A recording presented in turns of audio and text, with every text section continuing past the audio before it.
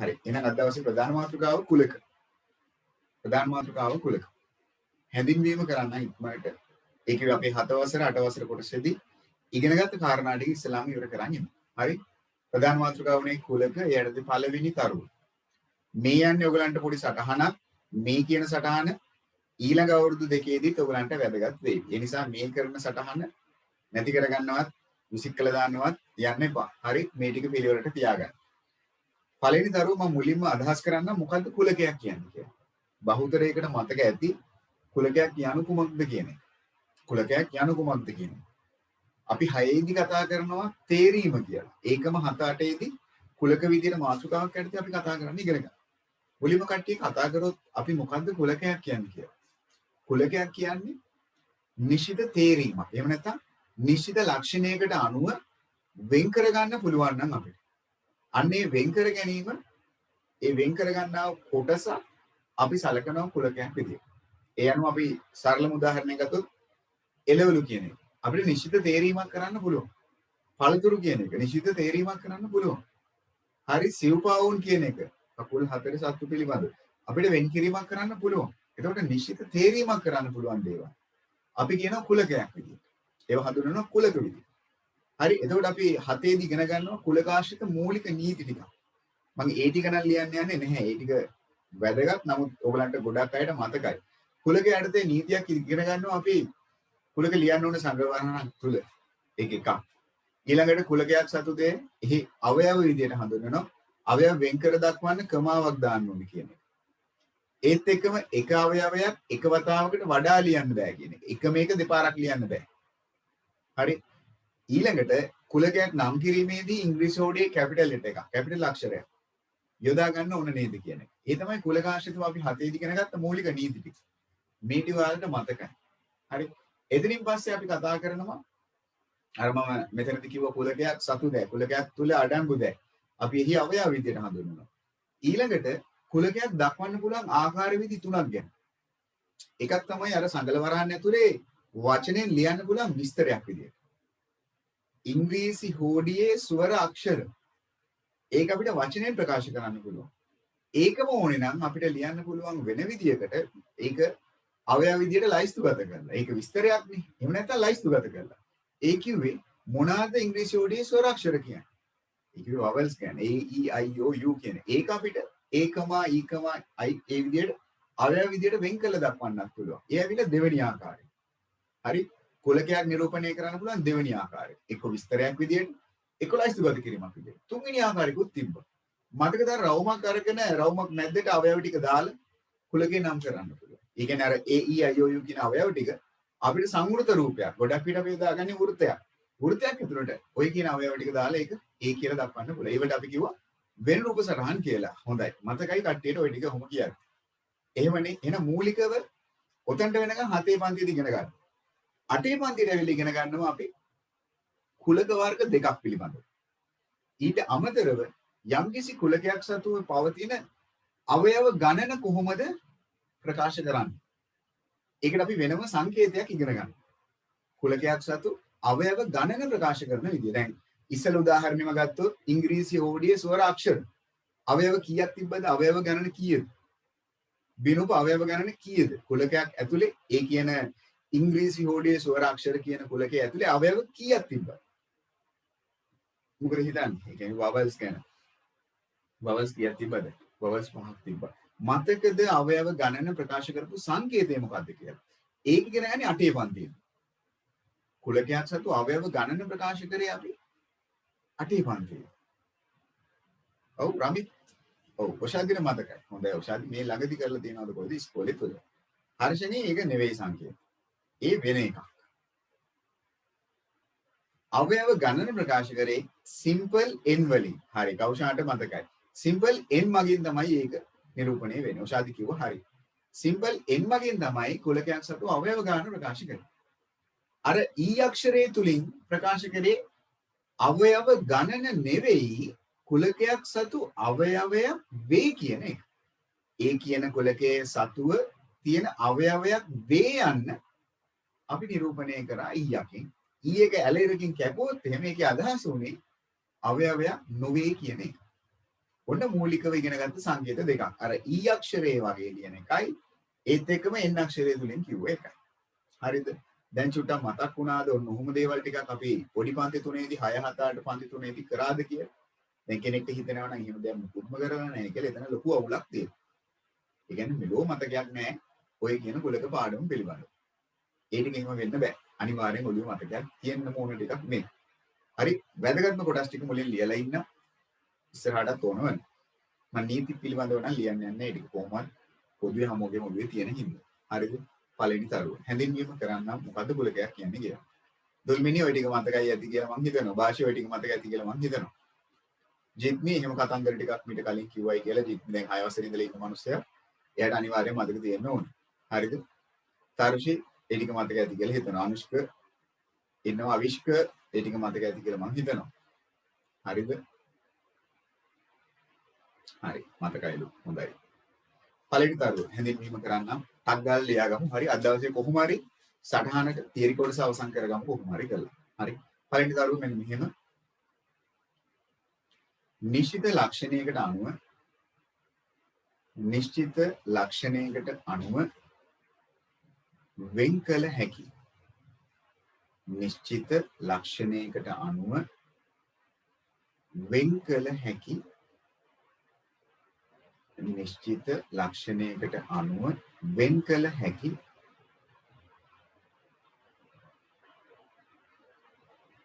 ද්‍රව්‍ය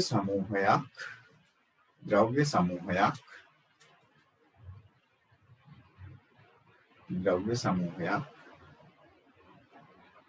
නිශ්චිත ලක්ෂණයකට අනුව වෙන් කළ හැකි ද්‍රව්‍ය සමූහයක් කුලකයක් ලෙස දැක්විය හැකියි. නිශ්චිත ලක්ෂණයකට අනුව වෙන් කළ හැකි ද්‍රව්‍ය සමූහයක් කුලකයක් ලෙස දැක්විය හැකියි. ඔන්න පළවෙනි කාරණේ. එතකොට ගොඩක් අයට හිතෙන්න පුළුවන් මේ ලෝකේ තියෙන සියලුම දේවල් කුලක විදියට දක්වන්න පුළුවන් කියලා. බැහැ. සියලුම දේවල් කුලක විදියට දක්වන්න බැහැ. උදාහරණයක් විදියට අපේ පන්තියේ ලස්සන ළමයි. පුළුවන් ද අපිට නිශ්චිතව වෙන් කිරීමක් කරන්න? කවුද ලස්සන? කවුද කැත? එහෙම වෙන් කරන්න පුළුවන්. එහෙම වෙන් කරන්න පුළුවන්. ඔව්ද? පුළුවන් වේද? අමිත් අපිට පුළුවන් වේද වෙන් කරගන්න අපේ පන්තියේ ලස්සන ළමයි? එහෙම වෙන් කරගන්න විදියක් නැහැ. ඒක සාපේක්ෂ දේවල්. කෙනෙක්ගෙන් කෙනෙක්ට ඒව වෙනස් වෙන දේවල්. හරි කෙනෙක්ට ලස්සන කෙනෙක් තව කෙනෙක්ට කැත වෙන්න පුළුවන්. තව කෙනෙක්ට කැත කෙනෙක් තව කෙනෙක්ට ලස්සන වෙන්න පුළුවන්. ඒව බෑ. කරුණාවන්ත මිනිස්සු. ඒව වෙන් කරගන්න ක්‍රමයක් නැහැ අපිට. නිශ්චිත බවක් නැහැ. ඒකේ නිශ්චිත බවක් නැහැ. හරි. ඒ නිසා ඒ වගේ දේවල් බුද්ධිමත් ළමයි. හරි. ඒව වෙන් කරගන්න බෑ අපිට. ඒවා සාපේක්ෂ දේවල් හිමි. හරිද? දෙවෙනි තරුව. දාගමු අපි මෙහෙම. කුලකයක් සතු දෑ දෙවෙනි තරුව කුලකයක් සතු දෑ එහි අවයව ලෙස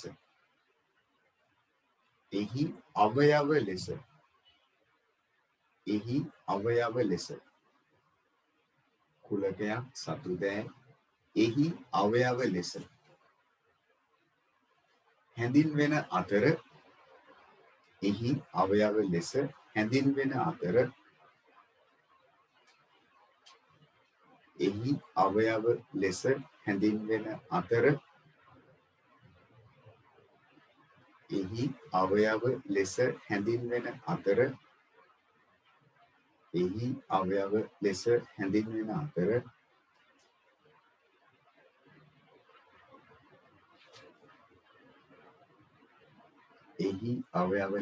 හැඳින්වෙන අතර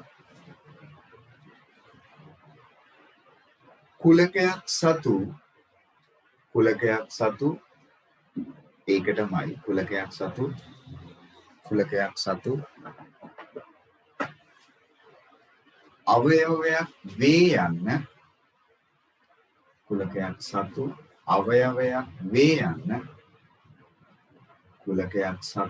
අවයවයක් වේ යන්න කුලකයක් සතු අවයවයක් වේ යන්න කුලකයක් සතු අවයවයක් වේ යන්න මෙන්න මේ සංකේතය ඊ සංකේතය ඊම නෙවෙයි මේක ඊ නෙවෙයි අවයවයක් වේ යන්න මෙන්න මේ සංකේතය මගින්ද අවයවයක් වේ යන්න මගින්ද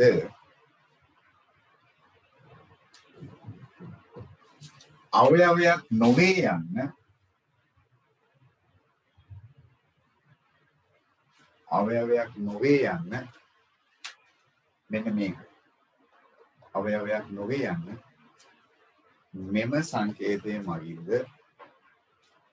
සංකේතයේ මගින්ද නිරූපණය වේ මෙම සංකේතයේ මගින්ද නිරූපණය වේ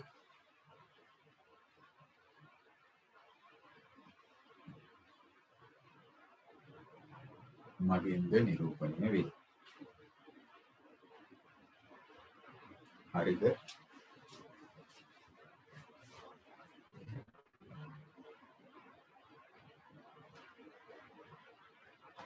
හරි තුන්වෙනි සංකේතය තුන්වෙනි තරුව ඊළඟට තුන්වෙනි තරුව මොන පළවෙනි කරුණු දෙකේදී මම කිව්වා කුලකයේ හැඳින්වීම සහ කුලකයක් සතු දෑ මොකක්ද කියන්නේ කියලා කුලකයක් තුල තියෙන දෑ වලට මොනවද කියන්නේ කියලා අවයව පිළිබඳව තුන්වෙනි තරුව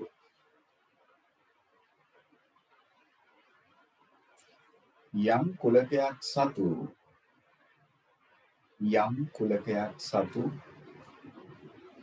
කුලකයක් සතු අවයව ගණන යම් කුලකයක් සතු අවයව ගණන යම් කුලකයක් සතු අවයව ගණන යම් කුලකයක් සතු අවයව ගණන යම් කුලකයක් සතු අවයව ගණන සිම්පල් n අකුර සිම්පල් n හොඳේ කැපිටල් නෙවෙයි සිම්පල් n අකුර යම් කුලකයක් සතු අවයව ගණන සිම්පල් n මගින් සිම්පල් n මගින් නිරූපණය කෙරේ යම් කුලකයක් සතු අවයව ගණන සිම්පල් n මගින් නිරූපණය කෙරේ අන්න ඒකත් ඔළුවේ තියාගන්න යම් කුලකයක් සතු අවයව ගණන උදාහරණයක් ඒකට දාගමු මෙන්න මෙහිම කැපිටල් A නම් කුලකයක් තියෙනවා A E I O U මේ ඇවිල්ලා ඉංග්‍රීසි යෝගයේ ස්වරාක්ෂර එහෙනම් මේ කියන කුලකයේ සතු අවයව ගණන ලියන්නේ කොහොමද කිව්වොත් සංකේතාත්මකව NA n වරහන් ඇතුලේ A මේකේ තේරුම තමයි A කියන කුලකයේ සතු අවයව ගණන n වලින් අදහස් කරන්නේ අවයව ගණන A කියන කුලකයේ සතු අවයව ගණන ඇවිල්ලා කීයක් වෙනවද 5යි ඔන්න කුලකයක් සතු අවයව ගණන කීයද කියලා ප්‍රකාශ කරන විදිය කුලක අංකණය තුලින් මේ උදාහරණය දාගන්නකෝ කුලක අංකණය තුලින් නිරූපණය වන විදිය හරි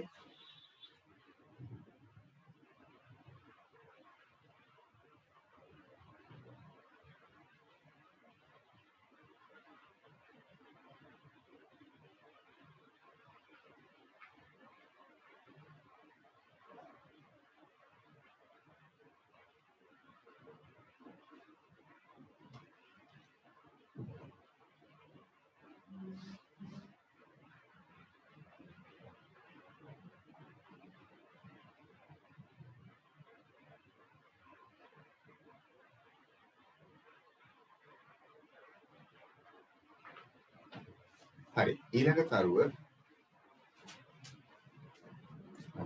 තරුව ඔන්න දැන් මම කිව්වා මොකක්ද කුලකයක් කියන්නේ මොකක්ද කුලකයක් සතු දෑවලට කියන්නේ සහ කුලකයක් සතු අවයව ගණන ප්‍රකාශ කරන විදිය හරි ඊළඟ තරුව කුලකයක් දැක්විය හැකි ආකාර කුලකයක් දැක්විය හැකි ඊළඟ තරුව කුලකයක් දැක්විය හැකි ආකාර කුලකයක් දැක්විය හැකි ආකාර තුනකි කුලකයක් දැක්විය හැකි ආකාර තුනකි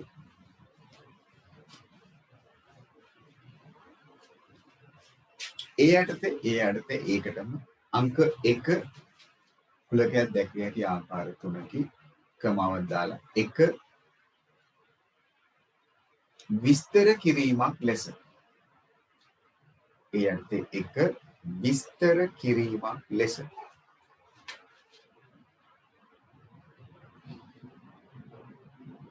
විස්තර කිරීමක් ලෙස ඊට උදාහරණයක්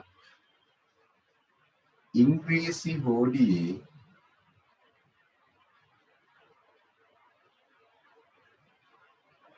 ස්වර අක්ෂර ඉංග්‍රීසි හෝඩියේ ස්වර අක්ෂර උදාහරණයක් දාගන්න ඉංග්‍රීසි හෝඩියේ ස්වර අක්ෂර ඔන්න ඉංග්‍රීසි හෝඩියේ ස්වර අක්ෂර හරි ඉංග්‍රීසි හෝඩියේ ස්වර අක්ෂර ඔන්න විස්තරයක් විදියට දුන්නා අංක 2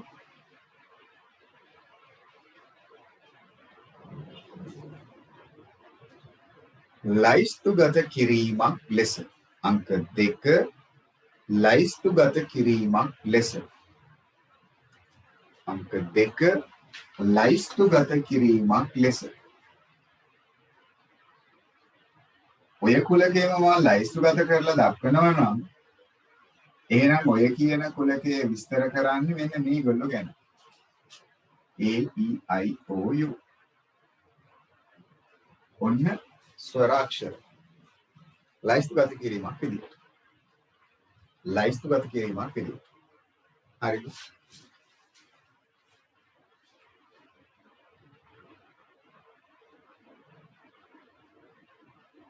තුන අංක 3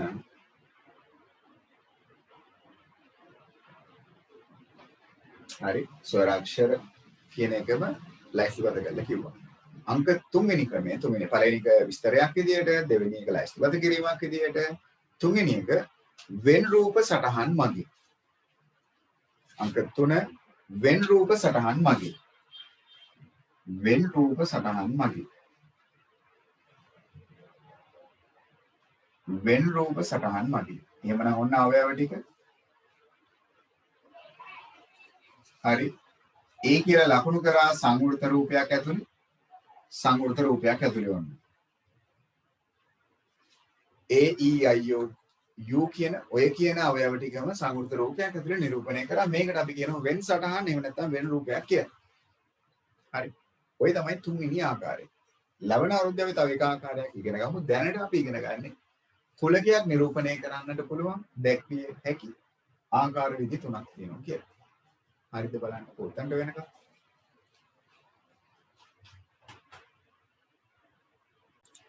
හරි අනුමාත්‍රිකාවක් ලියා ගන්න කුලක වර්ග පිළිබඳව අනුමාත්‍රිකාව කුලක වර්ග විවිධ කුලක වර්ග ටිකක් ගැන එක් එක් ආකාරයේ කුලක වර්ග පිළිබඳව ඉගෙන ගන්න තමයි ඔන්න දැන් හදන්නේ. අනුමාත්‍රිකාව කුලක වර්ග ඒ යටතේ අංක 1 කුලක වර්ගය යටතේ අංක 1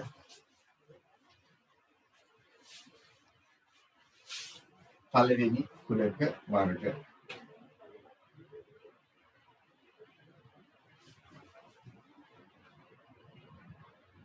මුලින්ම මම කතා කරනවා මෙන්න මෙයා ගැන සර්වත්‍ර කුලකය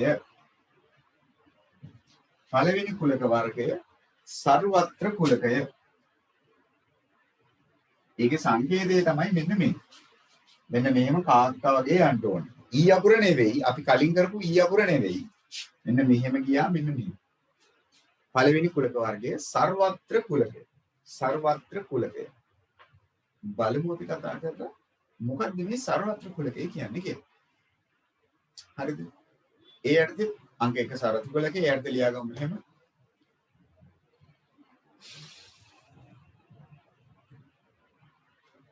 කුලක කිහිපයක් එකටගෙන කුලක කිහිපයක් එකටගෙන කුලක කිහිපයක් එකටගෙන අර්ථ දක්වනු ලබන කුලක කිහිපයක් එකටගෙන අර්ථ දක්වනු ලබන කුලක කිහිපයක් එකටගෙන අර්ථ දක්වනු ලබන මහාම කුලකය අර්ථ දක්වනු ලබන මහාම කුලකය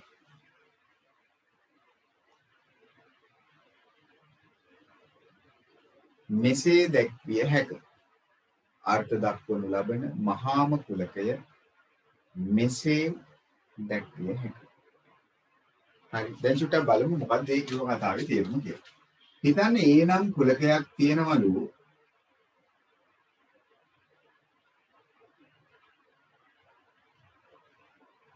දෙක තුන පහ හත. හරිද? ඒ කියන්නේ ඔන්න ඕකලු. මේ ඒ කියන කුලකය අරගෙන සහ තව හිතන්න B නම් කුලකයක් තියෙනවලු 1 3 5 7 9. හරි. මේ පොදුවේ මේ කුලක දෙකම ඇතුළත් වන විදියට අපිට දක්වන්න පුළුවන් මහාම කුලකයක් තියෙනවා. මේ කියන අවයව ඔක්කොම ඒක ඇතුළට දාලා ලියන්න පුළුවන් මහා කුලකයක් තියෙන. ඒක අර්ථ දක්වනවා මම මෙන්න මෙහෙම. උදාහරණයක් විදියට ඔන්න මගේ පළවෙනි එක. මම මේක ලියනවා ගණින සංඛ්‍යා. එහෙම නැත්නම් සංඛ්‍යා. එහෙම නැත්නම් ඉලක්කම්. පොදුවේ මේ කියන කුලක දෙකම මේක ඇතුලේ තියෙනවා නේද? ගණින සංඛ්‍යා කිව්වොත් අනිවාර්යයෙන් මේවා ටික A කියන කුලකයේ ඇතුලේ තියෙන ඒවා ටික එනවා B කියන කුලකයේ ඇතුලේ තියෙන ටිකක් එනවනේ. හරි.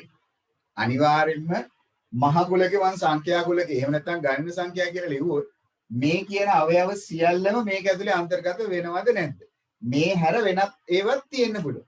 මේ කියන අවයව හැර වෙනත් අවයව තියෙන්නත් පුළුවන්. හැබැයි මේ ඔක්කොම ටික අනිවාර්යෙන් ගණින සංඛ්‍යා කියන කුලකයේ ඇතුලේ අන්තර්ගත වෙන්න ඕන නේද? ඒ කියන්නේ අර කියන කුලක සියල්ල අන්තර්ගත වන විදියට ඒ කුලක මේ කියන කුලක සියල්ලම අර ඇතුලේ අන්තර්ගත වන විදියට අර්ථ දක්වන්න පුළුවන් නම් මහාම කුලකයක් මම ලියනවා ගණන සංඛ්‍යා කියලා. වැරද්දක් නැහැ නේ. තව උදාහරණයක් හිතන්න මෙහෙම. ජනාධිපති විද්‍යාලයේ 6 ශ්‍රේණියේ ළමුන් A නම් කුලකයක් තියෙනවා. B නම් කුලකයක් තියෙනවා ජනාධිපති විද්‍යාලයේ 7 ශ්‍රේණියේ ළමයි.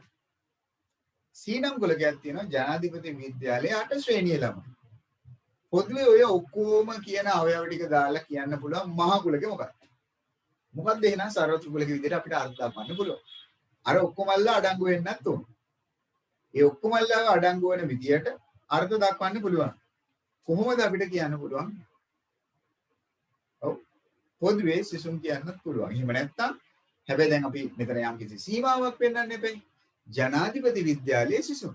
ජනාධිපති විද්‍යාලයේ සිසුන් කිව්වොත් ඒක ඇතුලේ 6 ළමයි ඉන්නවා 7 ළමයි 8 ළමයි 9 ළමයි ඔක්කොමලා අන්තර්ගත වෙනවා.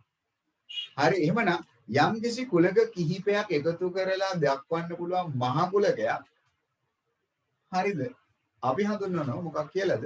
සර්වත්‍ර කුලකයක් කියලා. මහ කුලකයක් සරලව කිව්වොත්. දැන් උදාහරණයක් මම තව එකක් ගත්තොත් x නම් කුලකයක් තියෙනවා. අපේ ගමේ වී වගා කරන ගොවීන් කියලා.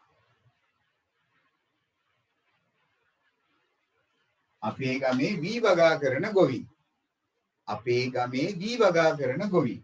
එහෙමනම් ඔය කියන කුලකය අන්තර්ගත වන විදියට දක්වන්න පුළුවන් මහ කුලකයක් හඳුන්වලා දෙන්නකෝ. සර්වත්‍ර කුලකයක් අර්ථ දක්වන්නකෝ. අපේ ගමේ වී වගා කරන ගොවීන් ඇතුළත් වන පරිදි එයා අඩංගු වෙන පරිදි අපිට දෙන්න පුළුවන් මහ කුලකයක් ඕගොල්ලෝ හිතන්න. අරගොල්ලෝ ඉන්න ඕනි. ඊට අමතරව තව කට්ටිය හිටියට කමක් නැහැ. මොකක්ද ඕගොල්ලන්ගේ අර්ථ දැක්වීම? හොඳයි. එතනත් අපි සීමාවක් පෙන්වන්න ඕනේ රවි. ඒක ඔයා කියන එක වැරදි නැහැ. එහෙනම් අපිට කියන්න පුළුවන් මේක මොකක් කියලාද?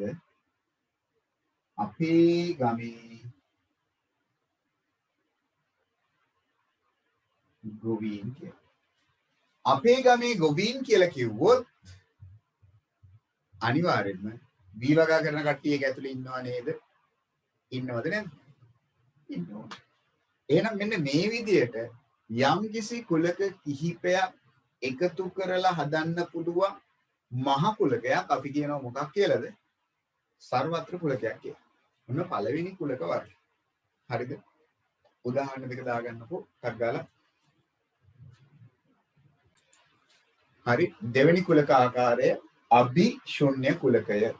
අභිශුන්‍ය කුලකය. ඒක අපි සංකේතවත් කරනවා බිඳුවක් ඇඳලා ඇලෙරකින් කපලා එහෙම නැත්නම් හිස් සංගල වර්හන. ඒ කියන්නේ මුකුත් නැති සංගල වර්හන.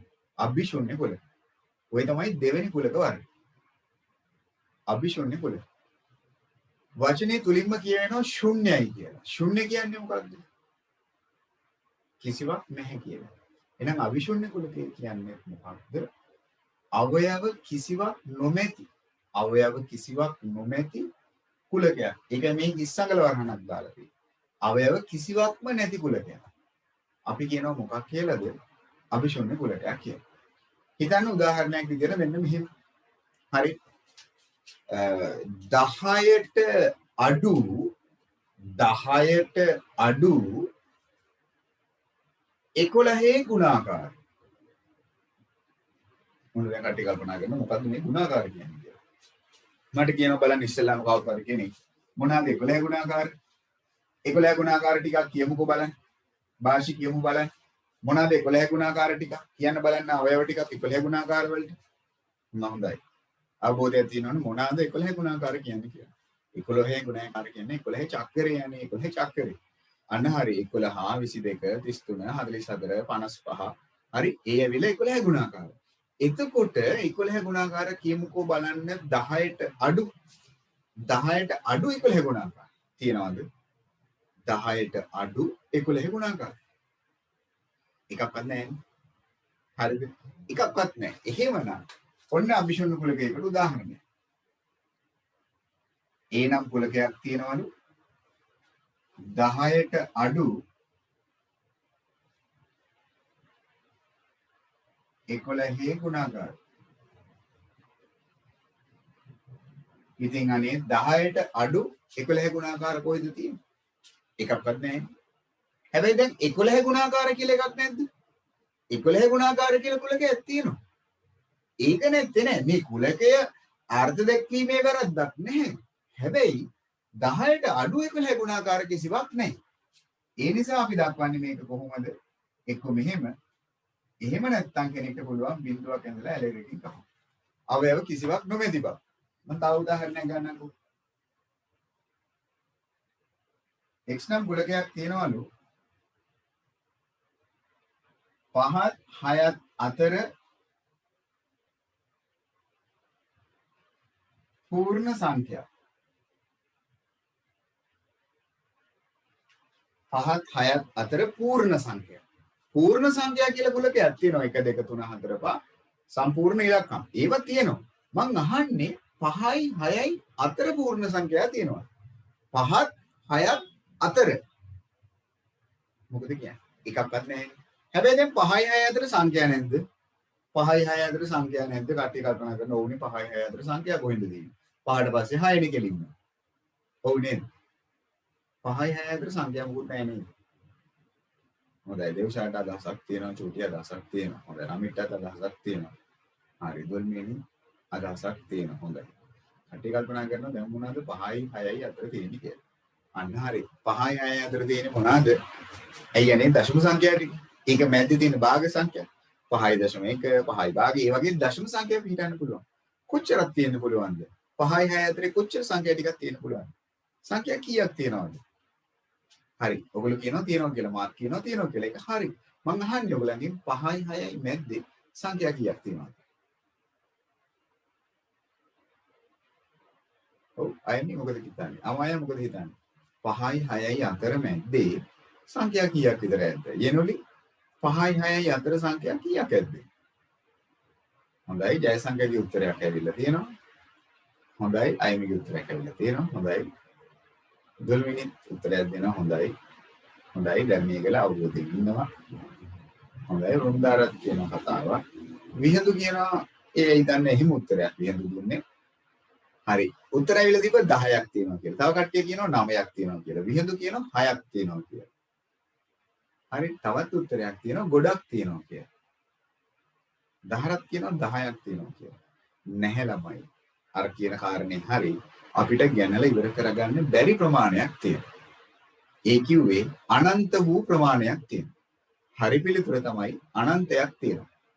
දැන් කට්ටිය කල්පනා කරන එහෙම වෙන්නේ කොහොමද? 5යි 6යි අතර තියෙන්නේ 5.1, 5.2, 5.3, 5.4. හරි හර්ෂණී කල්පනා කරන ඔන්න ඔහොම. 5.4, 5.5 ඔය විදිහට ගත්තොත් ඔය ටික විතරයිනේ තියෙන්නේ කියලා. හරිද? ඔය ටික විතරයිනේ තියෙන්නේ කියලා. නැහැනේ. ඇයි 5.1 පිහිටන්න බැරි?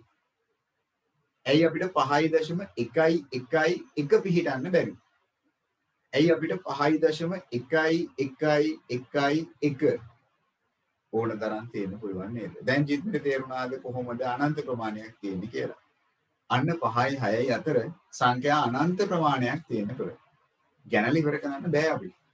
හැබැයි 5යි 6යි අතර පූර්ණමය සංඛ්‍යා පූර්ණ සංඛ්‍යා කිසිවක් නැත. ඒ නිසා අපි කියන්නේ 5ත් 6ත් අතර පූර්ණ සංඛ්‍යා කිසිවක් නැත. අන්න ඒක අභිශූන්‍යයි. අන්න ඒක අභිශූන්‍යයි. එහෙනම් අපි ඒක ඉස්සංගල වරහනකින් එහෙම නැත්නම් බින්දුව ලියලා එකකින් කපලා දක්වන්න පුළුවන්. දැන් අපේ ළමයි මම දෙයක් අහනවා. ඔයාලගේ මට හරි උත්තරයක් ඕන වෙනවා. හරි දැන් චුට්ටක් හොඳින් අහගෙන ඉන්න. දැන් මම කියලා දුන්නේ අභිශූන්‍ය කුලකය කියන්නේ මොකක්ද කියලා. එහෙනම් අභිශූන්‍ය කුලකය කියන්නේ මොකක්ද? අවයව කිසිවක් නොමැති කුලකයක්. හරි මම ලිවන්නේ ඒක අර්ථ දැක්වීම ලිවන්නේ. අවයව කිසිවක් නොමැති කුලක අභිශූන්‍ය කුලක විදියට හඳුන්වනවා. අපි ඒකේ අර්ථ දැක්වීම ලියාගත්තද? ඔව්නේ. අවයව කිසිවක් නොමැති කුලක. හරි අපි ඒක ලියලෙමුකෝ. හරි අර්ථ දැක්වීම ලියලෙමුකෝ. හරි මෙහෙම ලියමු එහෙනම් අභිශූන්‍ය කුලකයේ යටතේ අර්ථ දැක්වීම. අවයව කිසිවක් නොමැති ලියාගමු. අවයව කිසිවක් නොමැති අවයව කිසිවක් නොමැති කුලකයන් අවයව කිසිවක් නොමැති කුලකයන් අභිශූන්‍ය කුලකයන් ලෙස අභිශූන්‍ය කුලකයන් ලෙස අභිශූන්‍ය කුලකයන් ලෙස දැක්විය හැකියි. අවයව කිසිවක් නොමැති කුලකයන් අභිශූන්‍ය කුලකයන් ලෙස දැක්විය හැකියි. අවයව කිසිවක්ම නොමැති කුලකයන්. අවයව කිසිවක්ම නොමැති කුලකයන්. අභිශූන්‍ය කුලකයන්. හරිද?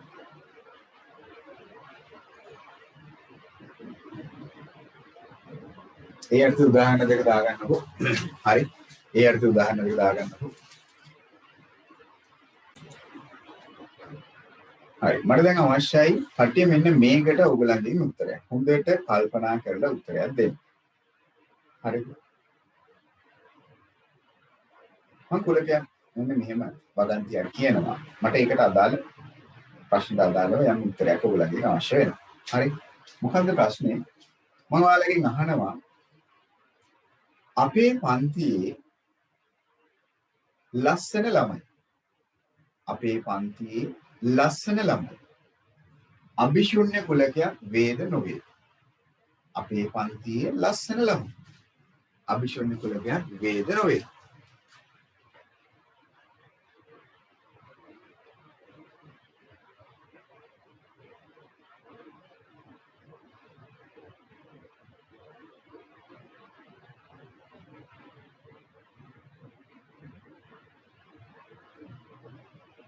හොඳයි. ඔක්කොමල්ලගේ උත්තරේ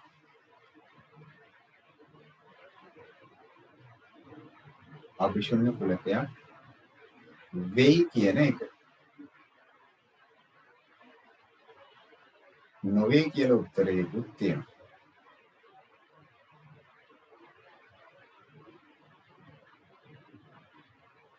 රමිතුත් කියනවා අභිශූන්‍ය කුලකයක් වේවි කියලා.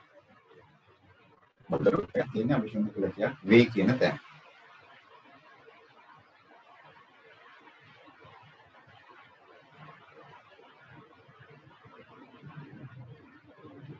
මට දැන් යන්න එක්කෙනෙක්ගේ උත්තරයක් ආව වෙනස් උත්තරයක්.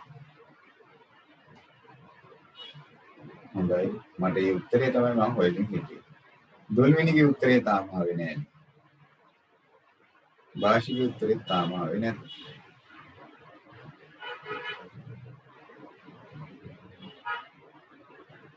හොඳයි හර්ෂණගේ උත්තරේ තාම මට අවශ්‍ය උත්තරේ දෙන්නෙක්ගේ තුලින් ආවා. දෙන්නෙක් තුලින් මට අවශ්‍ය උත්තරේ ආවා.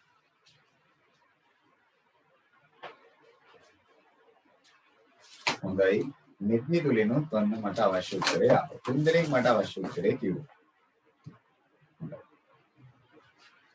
දුල්මිනි උත්තරයක් තාම දුන්නේ නැත. හොඳයි සයරිත් මට අවශ්‍ය උත්තරේ දුන්නා. හොඳයි හතර දිනක් ඒ කියන්නේ හරි අවබෝධයෙන් හිටියා. දුල්මිනි මොකද වෙලා තියෙන්නේ?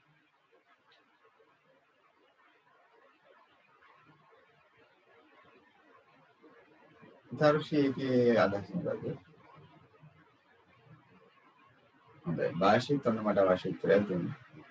හරි අයමිට අමයට ඔන්න දැන් අදහසක් ඇවිල්ලා තියෙනවා. හොඳයි. හරි. දිවේ දැන් යම් කිසි අදහසක් ඇවිල්ලා තියෙනවා. හරි. මෙන්න මේකයි කතාව. දැන් හොඳින් අහගන්න. ඔය කියන එක හරිද? හොඳයි. ස්වංශිත් හරි කිව්වා. ඔය කියන එක කුලකයක් නෙවෙයි. අපේ පන්තියේ ලස්සන ළමයි කියන එක කුලකයක් නෙවෙයි. දැන් ඔයගොල්ලෝ කිව්වනේ අභිෂණ කුලකයක් නෙවෙයි කියලා. ඒ කියන්නේ අවයව කිසිවක් නොමැති කුලකයක්. එහෙමද? ඉතින් අනේ ඔගේ අවයව තියනවද නැද්ද අපිට මොකුත් කියන්න බැහැනේ. ඒ කියන්නේ සරලව කිව්වොත් අපේ පන්තියේ ලස්සන ළමයි කියන්නේ කුලකයක් නෙවෙයි. ඉතින් කුලකයක් නෙවෙයි නම් කොහොමද අපි ඒක අභිෂුණ්‍ය වෙනවද නැද්ද කියලා තීරණය කරන්නේ? අපිට බෑ එහෙම කියන්නේ ඉස්සෙල්ලා කුලකයක් වෙන්න ඕනේ. දැන් මම මේ කිව්ව උදාහරණ දෙකේම 11 ගුණාකාර පූර්ණ සංඛ්‍යා ඒව ඇවිල්ලා කුලක. ඒව ඇවිල්ලා කුලක. 11 ගුණාකාර පූර්ණ සංඛ්‍යා ඒවා ඇවිල්ලා ඔක්කොම කුලක. හරිද? එතකොට ඒක අභිෂුණ්‍ය වෙනවද නොවනවද කියන එක තීරණය කරන්න පුළුවන්. හැබැයි අපේ පන්තියේ ලස්සන ළමයි කියන්නේ කුලකයක්ද? ඉතින් අනේක කුලකයක් නෙවෙයිනේ. කුලකයක් නෙවෙයි නම් අපි කොහොමද ඒක අභිෂුණ්‍ය වෙනවද නැද්ද කියලා තීරණය කරන්නේ? තේරුණාද? ඔක්කොටම කලින් හිතන්න දීලා තියෙන්නේ කුලකයක්. කුලකයක් නම් තමයි අපිට අභිෂුණ්‍ය වෙනවද නැද්ද කියලා තීරණය කරන්න පුළුවන්. එහෙම නොවේ නම් අපිට ඒක තීරණය කරන්න විදියක් නැහැ. පැහැදිලිද මම කියන එක? අභිෂුණ්‍ය බව ප්‍රකාශ කරන්න කලින් දීලා තියෙන්නේ කුලකයක්ද? ඒක තීරණය කරලයි. කුලකයක් නම් විතරයි අභිෂුණ්‍ය වෙනවද නැද්ද කියලා කියන්නේ. පැහැදිලිද? දැන් මම හිතන්නේ කිව්ව දේ පැහැදිලි ඇති. භාෂිත වැඩේ තේරුණා. මම අහලා තියෙන රවට්ටන ප්‍රශ්නයක් කියන එක. 4-5 දිනකට තේරුණා මේකේ වැරද්දක් තියෙනවා කියලා. හරිද? හොඳයි. ඉස්සෙල්ලා තීරණය කරන්න කුලකයක්ද නැද්ද කියලා. කුලකයක්ද නැද්ද කියලා තීරණය කරොත් විතරයි ඒක අභිෂුණ්‍ය වෙනවද නැද්ද කියන එක තීරණය කරන්න පුළුවන්. තේරුණාද? දැන් අපිට අර උත්තර දුන්න හැමෝටම හරිද? ඔක්කොමලට පැහැදිලි. ගොඩක් කට්ටිය හිතුවා අපේ පන්තියේ ලස්සන ළමයි කවුරුත් නැහැ නිසා අනිවාර්යෙන්ම ඔක අභිෂුණ්‍ය කුලකයක් වෙනවනේ කියලා. එහෙම තීරණය කරන්න බෑනේ. මම කියවනේ අභිෂුණ්‍ය බවක් තීරණය කරන්න නම් ඉස්සෙල්ලා කුලකයක් වෙලා තියෙනවා. එහෙම නැතුව කොහොමද අපි ඔක අභිෂුණ්‍ය බවක් තීරණය කරන්නේ? හරිද? අන්න චුට්ටක් ඔළුවට ගන්න වැදගත් කතාවක් කිව්වේ. හරිද අපේ රමිත? රමිත කල්පනා කරලා අපේ පන්තියේ ලස්සන ළමයි කවුරුත් නැහැ. ඒ නිසා අනිවාර්යෙන් මේක අභිෂුණ්‍ය කුලකයක් වෙනවා කියලා. එහෙමනේ. හරිද රමිත දැන් ප්‍රශ්නේ පැහැදිලිද? ප්‍රශ්නට අදාළ උත්තරේ හරි පැහැදිලි. දැන් අපි යමු බලන්න අපේ ඊළඟ කුලක වර්ගය. එහෙනම් මම කුලක වර්ග දෙකක් ගැන කිව්වා. සර්වත්‍ර කුලකය කියන්නේ මොකක්ද කියලා කිව්වා. අභිෂුණ්‍ය කුලකය කියන්නේ මොකක්ද කියලා කිව්වා. හරිද? දැන් අංක 3. අංක 3 කුලක වර්ගය.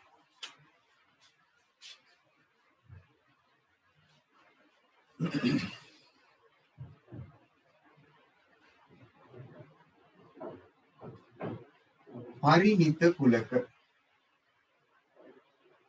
පරිමිත කුලක තුන්වෙනි කුලක වර්ගය පරිමිත කුලක.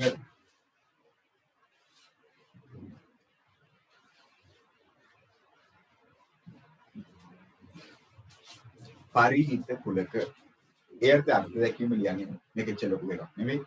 පරිමිත කුලක. ඒකට අර්ථ දැක්වීම ලියගන්න. මෙහෙම යම් කුලකයක් සතු යම් කුලකයක් සතු අවයව ගණන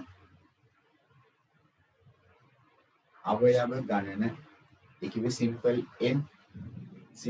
n යම් කුලකයක් සතු අවයව ගණන නිශ්චිතව කිව හැකි නම් එවැනි කුලක එතන අර්ථ දැක්වීමේ සංකේතයක් නැත. යම් කිසි කුලකයක් සතු අවයව ගණන නිශ්චිත නම්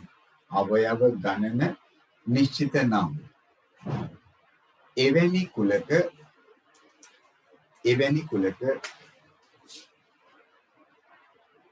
මෙසේ හැඳින්වේ. එවැනි කුලක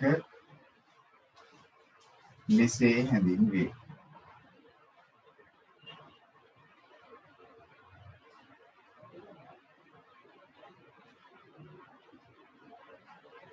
මෙසේ හැඳින්වේ.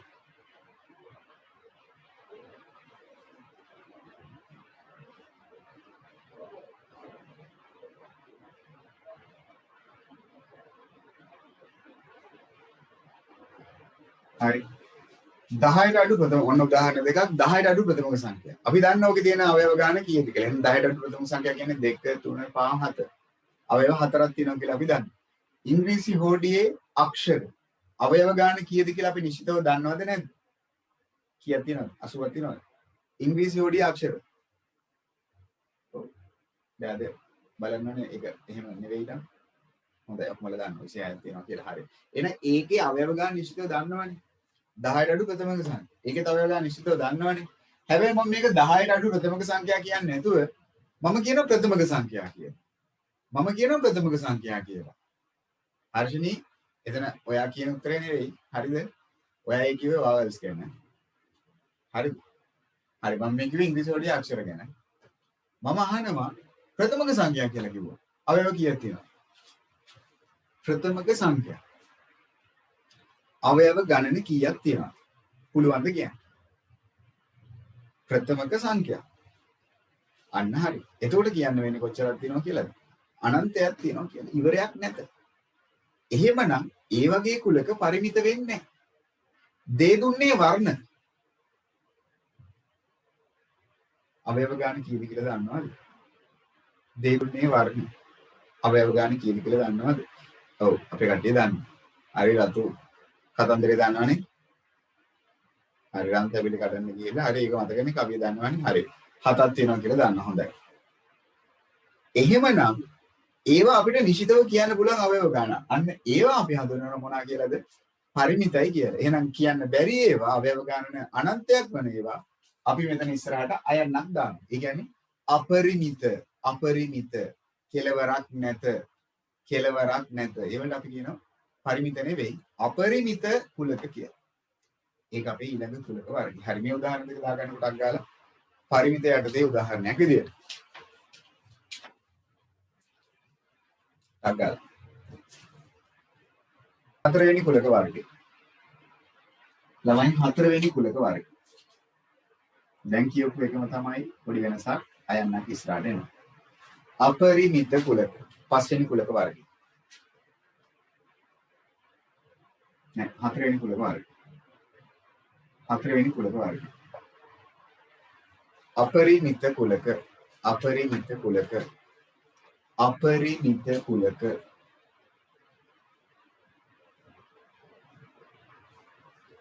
අපරිමිත කුලක ඒ යටතේ අර්ථ දැක්වීම ලියාගමු මෙහෙම. යම් කුලකයක්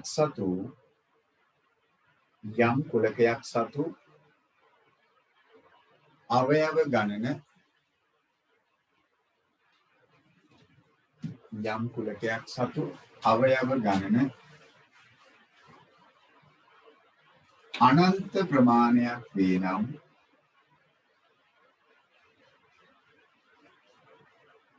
අනන්ත ප්‍රමාණයක් වේ නම් අනන්ත ප්‍රමාණයක් වේ නම්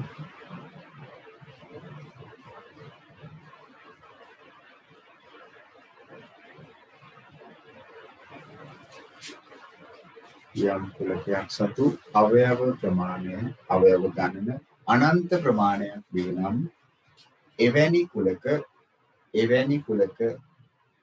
අපරිමිත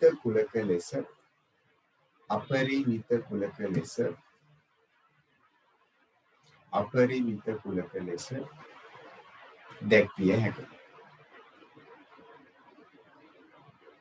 හරි. ඒ අර්ථ උදාහරණ අංක 5. අපි යමු පස්වෙනි කුලක වර්ගයට. හරිද රමිත?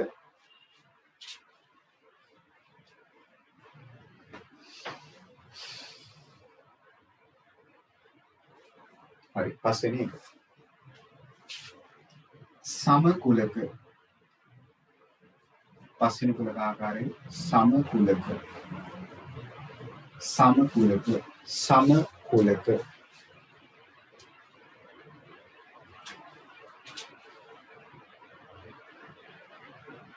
ඔව්. ඒ ලයිස්තුගත කිරීමක් විදියට දුල්මිනි දැක්වුවොත් අපි මොකද කරන්නේ? හොඳයි. දුල්මිනිගේ ප්‍රශ්නයක් තියෙනවා මේක අවයව වලින් ලිව්වොත්. දැන් අපි කිව්වොත් දෙකේ ගුණාකාර අපිට අවයව විදියට ලයිස්තුගත කරන්න කිව්වොත් එතකොට අපිට පුළුවන් මෙන්න මෙහෙම 33ක් තියන්න.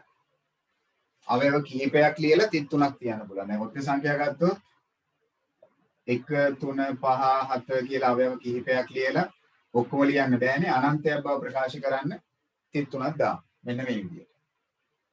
ඉස්සෙල්ලේකේදී පොඩ්ඩක් ඉස්සරහම ලියා ගන්න ලයිස්තුගත කරලා හරි 33ක් තියන්න. ඒක ලයිස්තුගත කරලා ලියවන්න තිබ්බොත්. හරි. අපි විස්තරයක් විදියට නේ දුන්නේ. හරිද? හරි. එතනින් පස්සේ අපි පස්වෙනි කුලක ආකාරයට යමු. පස්වෙනි කුලක ආකාරයට සමකුලක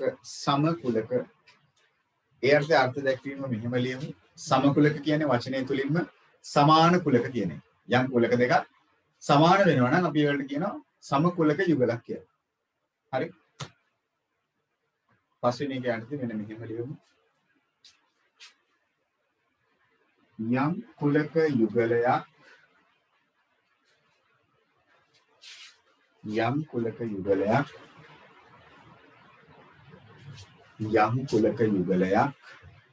යුගලයක් සතු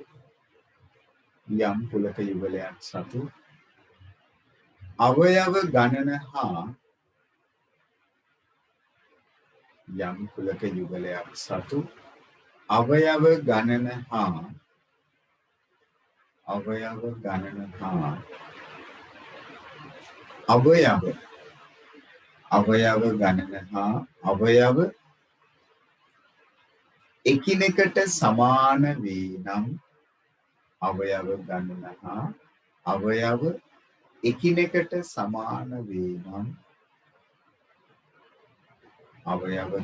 හා අවයව එකිනෙකට සමාන වේ නම්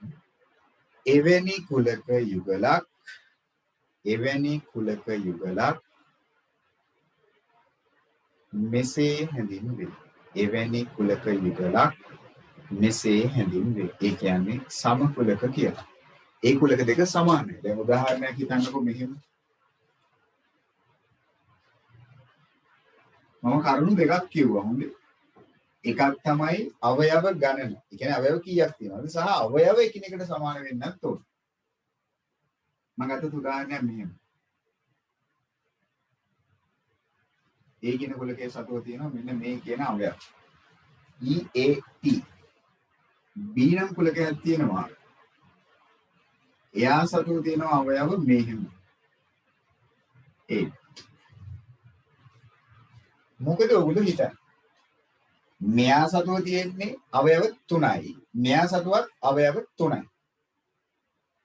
හරිද? මෙයා සතුව තියෙන්නේ අවයව 3යි. මෙයා සතුව තියෙන්නේ අවයව 3යි.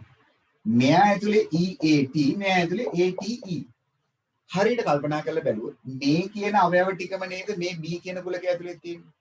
දෙකම මොකද වෙලා තියෙන්නේ? එකම අවයව ටික ලියලා තියෙන්නේ. පොඩ්ඩක් ඉතින් පද මාරු වෙලා විතරයි තියෙන්නේ. හැබැයි දෙකම එකයි නේද?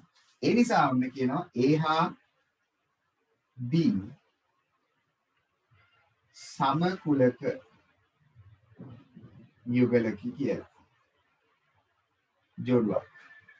සමාන බව ඕනනම් අපිට මෙහෙම ලියන්න පුළුවන්. A සමානයි B. ඒක දාගන්න උදාහරණ විදියට. ඔන්න සමකුලක යුගල. පැහැදිලිනේ? සෑම අතින්ම සමානයි එතකොට. සමකුලක කියන්නේ ඒක. 6 වෙනි කුලක වර්ග. ඔන්න සමකුලක ගැන දැන් කතා කරා. සදීශ හරි නේද? 6 වෙනි කුලක වර්ගයට යන්නම් එහෙමනම් සදීශ මොකටද? බිනෝක හරි.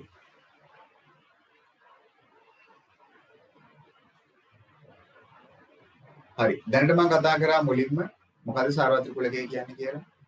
මොකද්ද අභිශෝණී කුලකය කියන්නේ කියලා. හරිද? කුලක වර්ග දෙකක් මුලින්ම සාර්වත්‍රික කුලකය ඊළඟට අභිශෝණී කුලකය. තුන්වෙනියට මම කියලා දුන්නා පරිමිත කුලකය.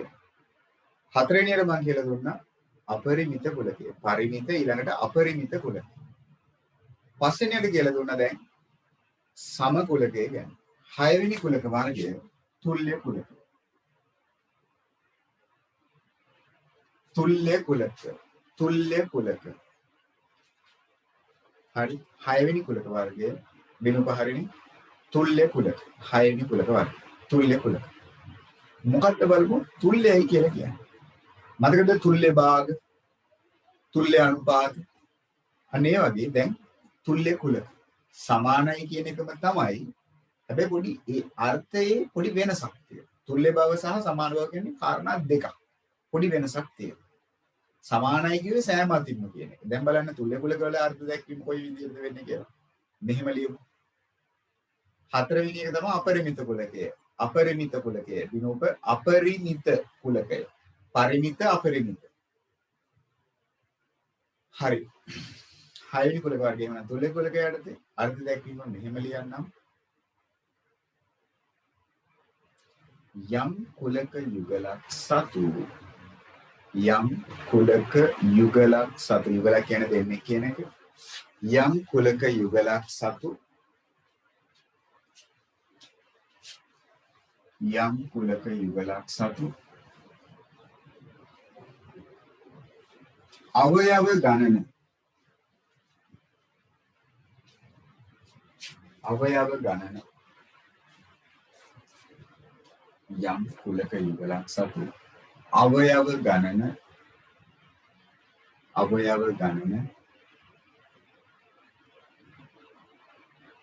එකිනෙකට සමාන වේ නම්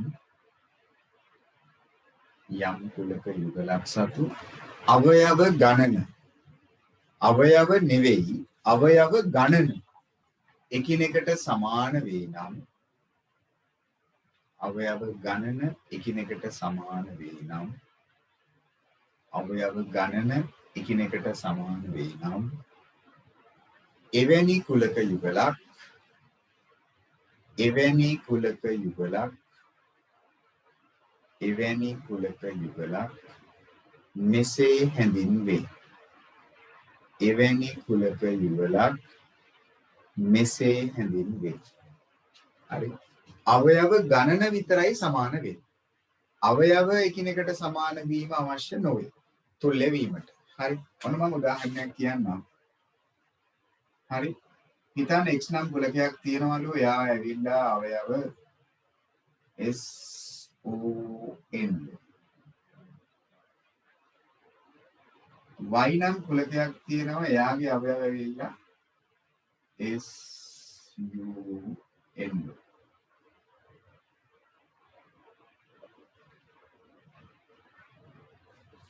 හරි. s o n මෙයා s u n අපි කල්පනා කරොත් x නම් කුලකයේ සතුව අවයව කීයක් තියෙනවද? nx 3යි. y නම් කුලකයේ සතුව අවයව කීයක් තියෙනවද? a 3යි. දෙන්නගේ අවයව ගණන එකිනෙකට සමානයි. හැබැයි අවයව එකිනෙකට සමානද? s එකට s එක තියෙන එකත් හරි, n එකට n එක තියෙන එකත් හරි. හැබැයි o එකට u එකක් තියෙනවා. එතකොට අවයව ගණන අතින් ඒ දෙන්න සමානයි. දෙන්නටම අවයව 3 බැගින් තියෙනවා. හැබැයි අවයව එකිනෙකට සමාන නෑනේ. සෑම අතින්ම සමාන නෑනේ. එහෙනම් x හා y අවයව ගණන අතින් සමාන හින්දා x හා y තුල්්‍ය කුලක යුගලක්.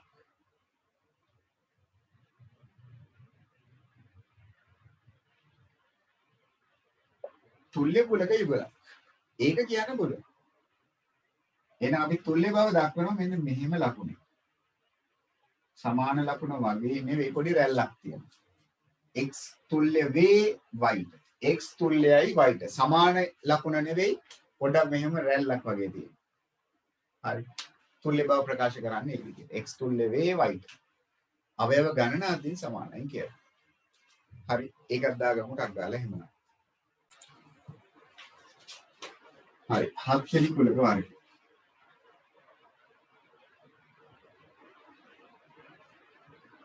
උපකුලක මෙතන අර්ථ දැක්වීම නම් ටිකක් වෙනස් කාරණයක් දැන් කියන්න හදනවා. උපකුලක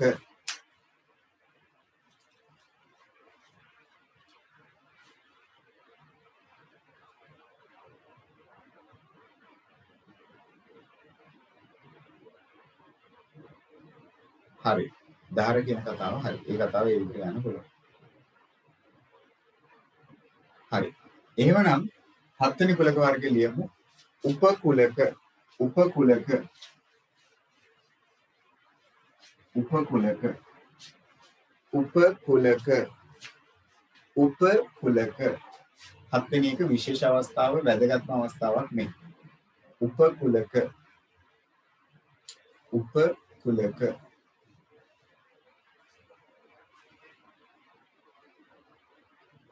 උපකුලක බලමු මොකක්ද උපකුලක කියන්නේ කියලා. කුලකයක් තුලින් ගොඩනගන්න පුළුවන් ශාඛා කුලකයක්. සරලව අදහස ඔන්න ඕක. උපකුලකයක් කියන එකේ අදහස ඕක. කුලකයක් තුලින් ගොඩනගන්න පුළුවන් ශාඛාමය කුලකයක්. දැන් උදාහරණයක් විදිහට හිතන්නකෝ. දැන් බැංකුවක් හිතන්නකෝ. හරි මහජන බැංකුවක් හිතන්න. මහජන බැංකුවක් සතුව තියෙන ප්‍රධාන ශාඛාව. ඊට අමතරව මහරගම, කොට්ටාව, හෝමගම ඒ නගරාශ්‍රිතව තවත් ශාඛා තියෙනවා නේද? ඒ සියල්ලම ඇවිල්ලා මහජන බැංකුව කියන මහ කුලකයේ තුල තියෙන පොඩි පොඩි කුලක. ඒ කියන්නේ ප්‍රධාන කුලකයකින් ගොඩනගන්න පුළුවන් ශාඛාමය අවස්ථා ටිකක් අපි හඳුන්වනවා මොකක් කියලාද? උපකුලක අවස්ථාවක් කියලා. අන්න ඒක තමයි සරලව. හැබැයි උපකුලක කියන එකේ අර්ථ දැක්වීමේදී පොඩි විශේෂ කාරණා ටිකක් කියනවා. කොයි විදියටද උපකුලකයක් අර්ථ දැක්වෙන්න ඕනේ කියලා. සරලව ඔළුවේ තියාගන්න මහ කුලකයක් තුලින් ගොඩනගන්න පුළුවන් ශාඛාමය කුලකයක්. හරි. උපකුලකයන් විදියට දක්වන්න පුළුවන් කියලා. දැන් මම අර්ථ දැක්වීම කියන්න හරියට ලියාගන්න එක. හරි. ලියමු මේ විදියට යම් කුලකයක් සතු යම් කුලකයක් සතු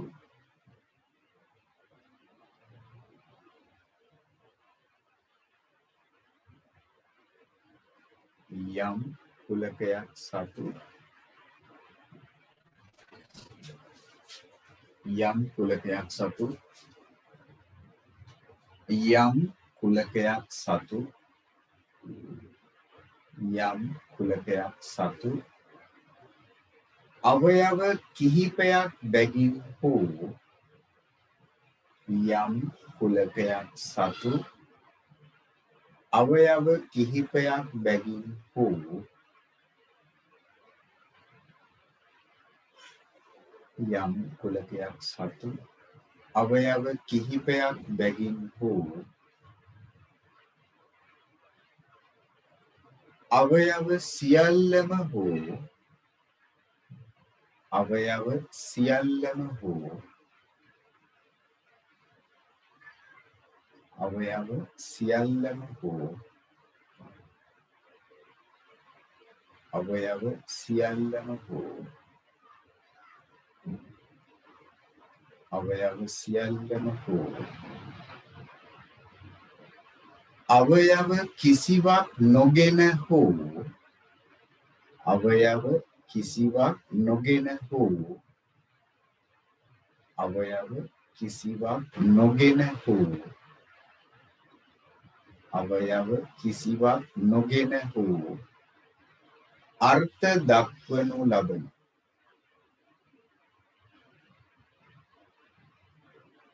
ආපහු කිව්වොත් යම් කුලකයක් සතු අවයව කිහිපයක් බැගින් වූ අවයව කිහිපයක් බැගින් වූ අවයව සියල්ලම හෝ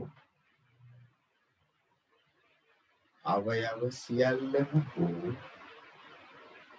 අවයව කිසිවක් නොගෙන හෝ අවයව කුඩා ප්‍රමාණයක් එහෙම නැත්නම් ඔක්කොම ටික එහෙම නැත්නම් අවයව කිසිවක් නොගෙන හෝ අවයව කිසිවක් නොගෙන හෝ අර්ථ දක්වනු ලබන අර්ථ දක්වනු ලබන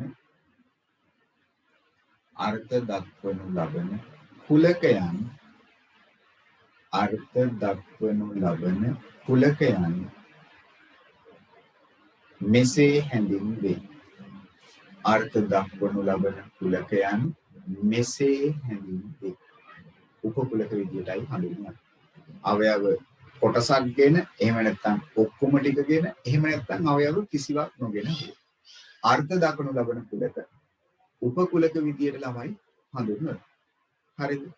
දැන් මුදින් අහගන්න ඔය කිව්ව කාරණේ මොකද්ද තේරුම කියලා. හරි. ආපහු ඒක කිව්වොත් ලියා ගන්න බැරි වෙච්ච කෙනෙක්ට යම් කුලකයක් සතු අවයව කිහිපයක් බැගින් හෝ අවයව සියල්ලම හෝ අවයව කිසිවක් නොගෙන හෝ අවයව කිහිපයක් හෝ අවයව සියල්ලම හෝ අවයව කිසිවක් නොගෙන හෝ අර්ථ දක්වනු ලබන කුලකයන් අපි කියනවා මොකක් කියලාද? උපකුලක කියලා. හරිනේ? හරි. දැන් මම අහගන්නම්. හරි. දැන් මම කියන්නම්කෝ හර්ෂිනේ මොකද්ද කතාව කියලා. හරි. ඔන්න මගේ පළවෙනි උදාහරණය. හොඳට බලාගන්න.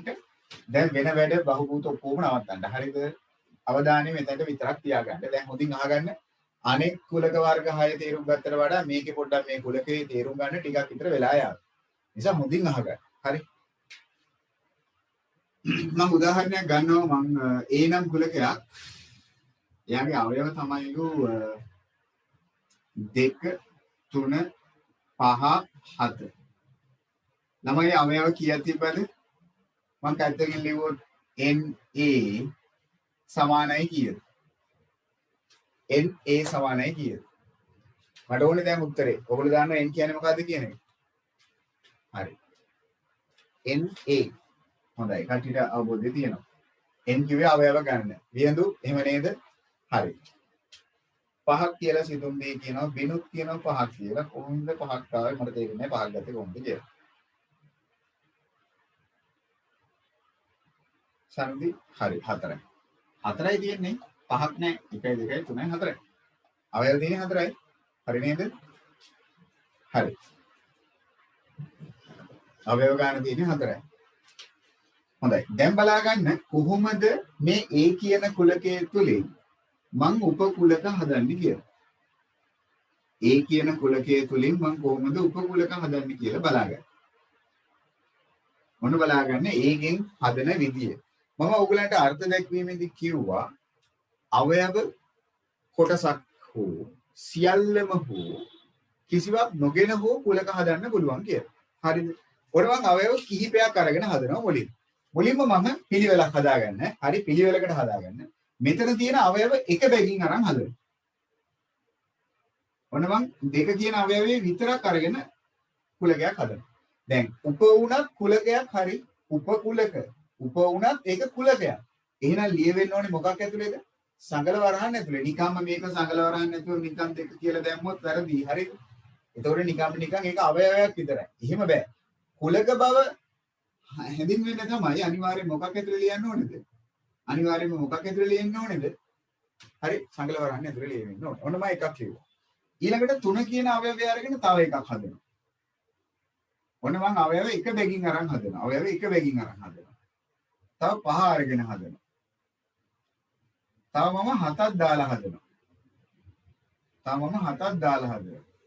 ඔන්න මම අවයව එක බැගින් අරන් උපකුලක හැදුවා. 4ක් හැදුවා ළමයි. දැනට 4ක්. දැන් මම අවයව දෙකක් දාලා හදනවා. මම 2යි 3යි අරන් හදනවා. තව මම 3 අයින් කරලා දෙකත් එක්ක ගන්නවා 5. දෙකත් එක්ක මම 5 ගන්නවා. තව මම 5 අයින් කරලා දෙකත් එක්ක 7 ගන්නවා. දැක්කද? දැන් ඉතින් කෙනෙක් කියාවේ ඉතින් ඇයි අපිට බැරිද 3යි 2යි කියලා ලියන්න. තව එකක් 3යි 2යි කියලා. ඒක වැඩක් නැහැ. ඇයි? 2යි 3යි කිව්වත් 3යි 2යි කිව්වත් දෙකම එකයි. හොඳේ. ඉස්සරහා පස්ස මාරු වුණායි කියලා කුලක වෙනස් වෙන්නේ නැහැ. 2යි 3යි කිව්වත් එකයි 3යි 2යි කියලා කිව්වත් එකයි. පිළිවෙලකට ලියමු. දෙකත් එක්ක 3, දෙකත් එක්ක 5, දෙකත් එක්ක 7. දැන් මම 2 ඉවත් කරලා 3ත් එක්ක ලියනවා. එහෙනම් 3යි 5යි. 5 ඉවත් කරලා 7 දානවා. එහෙනම් 3යි 7යි. ඕන මම ලියුවා තවත් එකක්. එහෙනම් දෙකත් එක්ක ලියුවා 3ත් එක්ක ලියුවා. දැන් 3ත් අයින් කරලා 5ත් එක්ක ලියුවා. එහෙමනම් 5යි 7යි. 5යි 7යි.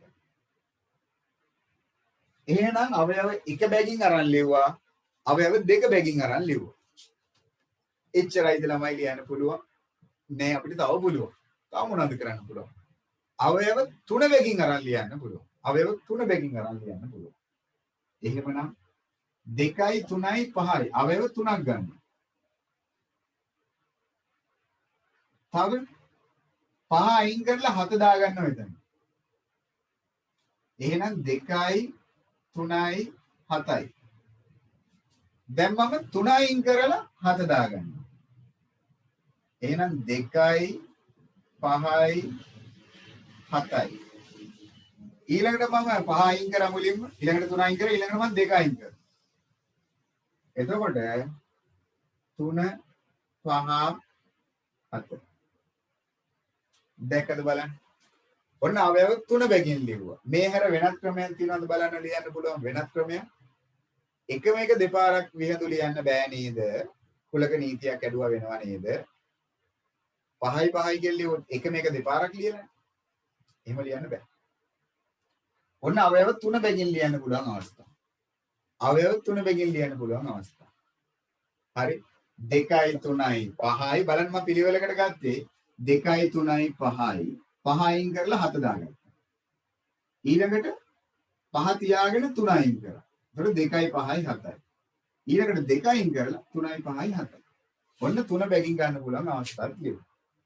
අවයව 1 බැගින් ගත්තා, අවයව 2 බැගින් ගත්තා, අවයව 3 බැගින් ගත්තා. තව තියෙනවද ළමයි? ඔන්න අවයව කොටස බැගින් අරගෙන උපකුලක ලියාගත්තා. දැන් මට පුළුවන් දේවශාත් මොකක් කරගන්නද? අවයව සියල්ලම අරගෙන අර්ධ දැක්වීමේදී එහෙමත් කිව්වනේ. අවයව කොටසක් බැගින් හෝ අවයව සියල්ලම බැගින්. ඒ කියන්නේ ඉතින් 2 3 5 7 හතරම දාලා උපකුලකයක් ලියනවා. ඒ කියන්නේ ඉතින් මේ කියන මහ කුලකෙම තමයි.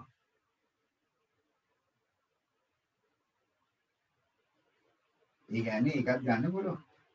අවයව සියල්ලම දාලත් ලියුවා.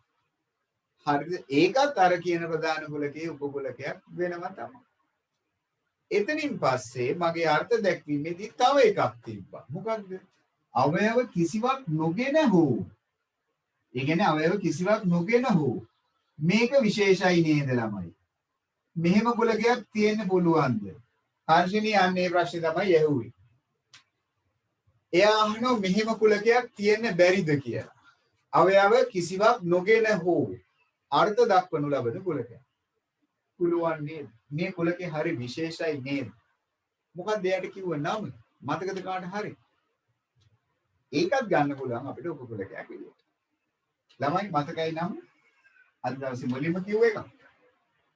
මොකක් කියලාද අපි එයාට කිව්ව නම? අන්න හරි. කටිට මතකයි.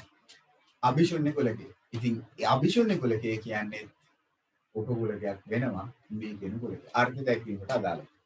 අවයව කිහිපයක් බැගින් හෝ අවයව සියල්ලම හෝ අවයව කිසිවක් නොගෙන හෝ අර්ථ දක්වනු ලබන කුලක. එහෙනම් මේකේ උපකුලක ගණන කීයක් තිබ්බද කියලා බලලා කියන්න. උපකුලක ගණන කීයද? උපකුලක ගණන කීයද කියලා බලලා කියන්නකො මට. කීයක් තිබ්බද උපකුලක? අන්න හරි. උපකුලක 16ක් තිබ්බා. 1යි 2යි 3යි 4යි 5යි 6යි 7යි 8යි 9යි 10යි 11යි 12යි 13යි 14යි 15යි. එහෙනම් අවයව ගාන 4යි හරිද? අවයව ගාන 4යි අපිට ලැබුණා. උපකූලක ගණන කීයක්ද?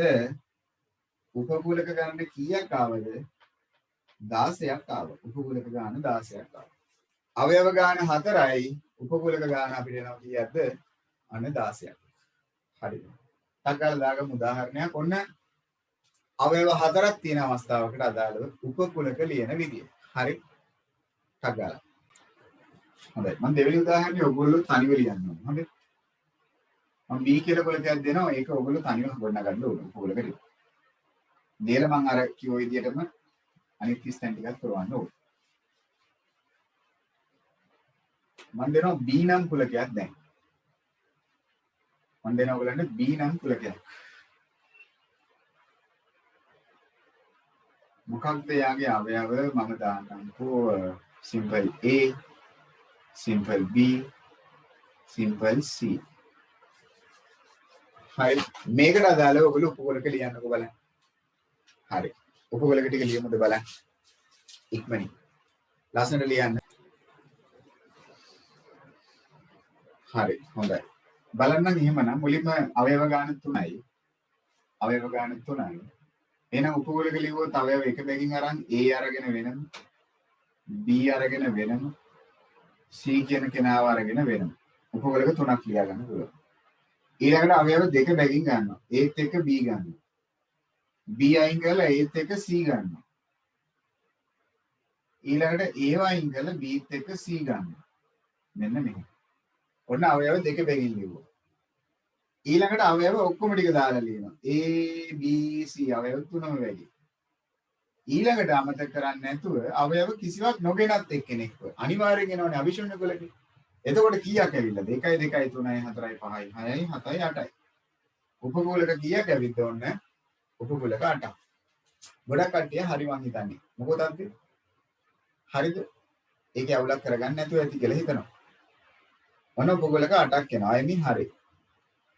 ගුණතිලක වැඩේ හරි. හොඳයි. දුල්මිනි හරි. භාෂි හරිනේ. සඳුපමා හරි. සිතුම්දි හරි. තුන්දාර වැඩේ හරි. හරි. දිනු හරි.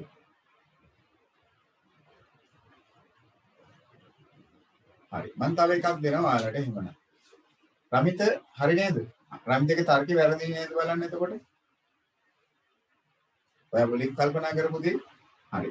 මම ඔන්න තව කුලකයක් දෙනවා. ඒකත් ඔයගොල්ලෝ ලියන්නකෝ බලන්න. C කියලා කුලකයක් දෙනවා. හරි. එයාගේ ඇතුලේ මම අවයව ගත්තොත් මම ගන්නම් 1,2. හරි. ඉස්සෙල්ලා වගේමයි ආපහු මේකත් පුරවන්නකෝ බලන්න. C කියන කුලකේ. අවයව දෙකක් තියෙනවා ඕනේ. අවයව දෙකක් තියෙනවා. හරි. ඒකත් පුරවමු බලන්න. අවයව දෙකක්. ටක් ගාලා පුරවලින් පුරවන්න. ලේසි මේක. අවයව දෙකයි තියෙන්නේ. බලන්න උපකූලක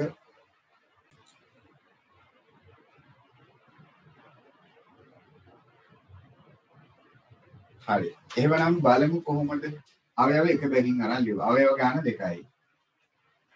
හරි. අවයව එක බැගින් අරන් ලියුවා. ඔන්න දෙන්නෙක්ව ලියා ගන්න පුළුවන් වුණා. ඊළඟට අවයව දෙක බැගින් කියන්නේ දෙන්නවම දාලානේ. ඔන්න තව එකක් ලියා ගන්න. විහිඳු හිතන්නේ ඔච්චරයි තියෙන්නේ කියලා. තව එක්කෙනෙක් ඉන්නවා නේද? හොඳයි. අපේ මෙත්සිලු කවුද අනිත් එක්කෙනා එහෙමනම් අවයව කිසිවක්ම නොගෙන ලියන කුලක. එහෙනම් අවයව කිසිවක් නොගෙන ලියන කුලකේ මොකද්ද? අභිශූන්‍ය කුලක. එතකොට උපකුලක කීයක් එනවද? ගොලත් සිංහල මොකද හිතන්නේ? උපකුලක 4ක් එනවා. හරි නේද? ඔන්න අවයව දෙකක් ගන්න අවස්ථාවට අදාළව. අවයව දෙකක් ගත්තොත් උපකුලක 4ක් ආවා. අනුජ වැඩේ හරි. හොඳයි. මම තව එකක් දෙනවා D නම් කුලකයක්. ඒකත් ලියමු බලන්න.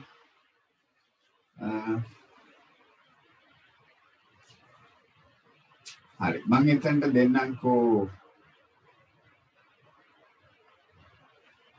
ගිරවා කියලා. D නම් කුලකයක් තියෙනවා ගිරවා කියලා. ගිරවා. අවයව ගාන එකයි තියෙන්නේ. D කියන කුලකේ අවයව ගාන එකයි තියෙන්නේ. ගිරව කියන කෙනා විතරම පක්ෂියෙක් ඉන්නවා ගිරව කියලා. ඕකෙන් බලන්න ඔයගොල්ලෝ උපකුලක කීයක් හදන්න පුළුවන් වේද කියලා. ඕකෙන් බලන්න උපකුලක කීයක් හදන්න පුළුවන් වේද කියලා. ඔන්න දැන් අපි අවයව 4ක් තියෙන අවස්ථාවට බැලුවා. අවයව 3ක් තියෙන අවස්ථාවට බැලුවා. අවයව 2ක් තියෙන අවස්ථාවට බැලුවා.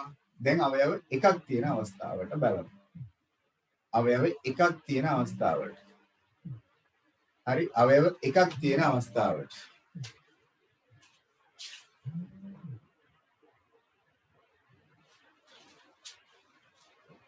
අවයව 1ක් තියෙන අවස්ථාවට.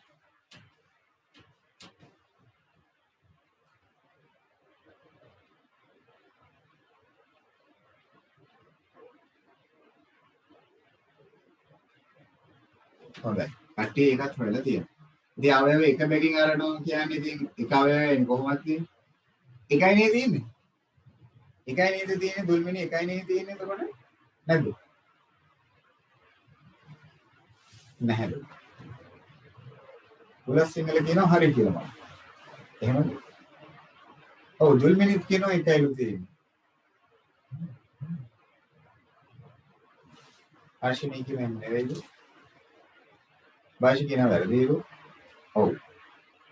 මොකද කියන්නේ? අවයව එක වෙකින් ගත්තා ඊට අමතරව හිස් එක ගන්නත් ඕන නේද? එතකොට උපකුලක කීයක් එනවද ළමයි? දෙකක් එනවා. උපකුලක කීයක් එනවද? උපකුලක දෙකක්.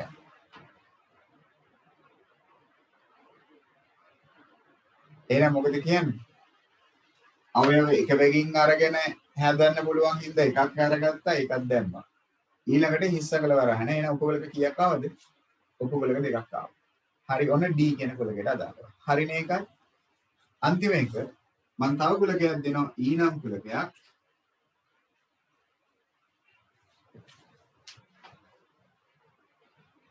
මම මේ පොඩි රටාවක් ගොඩනගන්නයි හදන්නේ.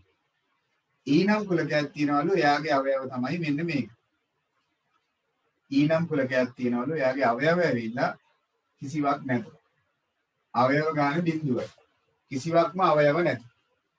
අවයව කිසිවක් නැත. එහෙනම් බලන්න උපකුලක හදන්න පුළුවන්ද කියලා? අවයව කිසිවක්ම නැත. එතකොට කට්ටිය කියන උපකුලක හදන්න බෑ නේද කියලා. පුළුවන් ද හදන්න? අවයව කිසිවක් නැහැ. උපකුලක අභිෂේක කුලක උපකුලක හදන්න පුළුවන්. ඔව් පුළුවන්. මොකක්ද හදන්න පුළුවන්? අනුජ කියන හදන්න පුළුවන් කියලා. ඔව් මොකද්ද එහෙමනම් හදන්න පුළුවන් වෙන්නේ? අවයව කිසිවක් නොගෙන අරගෙන හදන එක. ඒ කිව්වේ අභිෂේක කුලක. හරි. එහෙමනම් උපකුලක ගාන කීයද? 1යි. හරි නේද? හරි නේද? අන්න එහෙමනම් උපකුලක ගාන ප්‍රකාශ කරනවා. එහෙනම් මොඩි සම්බන්ධයක් දැන් ගොඩනගන්නයි හදන්නේ. එහෙනම් මේ කියලා දුන්න කාරණා සියල්ලම එක තැනකට අරන් මම මෙන්න මෙහෙම ගන්නවා. හරි. ඊ කියන කුලකේ අවයව කිසිවක් නොමැති අවස්ථාව, ඒ අවස්ථාවේදී උපකුලකයක් තියෙනවා. අර කිව්ව හිස් අඟල වරහන්. හරිද? හරි. දැන් එහෙමනම් මේ කිව්ව කතාවට අදාළ මම ගොඩනගන මෙන්න මෙහෙම සම්බන්ධයක්. මම ඔයගලන්ට දුන්න කුලක ටික ඒකට අදාළ අවයව ගණනක් තිබ්බා. ඒකට අදාළව උපකුලක ගණනක් තිබ්බා.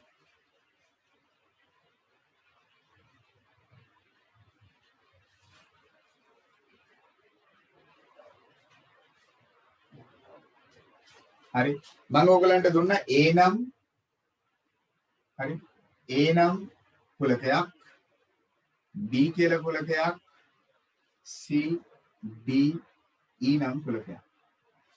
එහෙම නේද බලන්නකෝ. මම කුලකට දුන්න ඔයගලන්ට හරි A B C D E කියලා. හරි ඒ කුලකයේ තුල අවයව 4ක් තිබ්බා. B එකේ අවයව 3යි.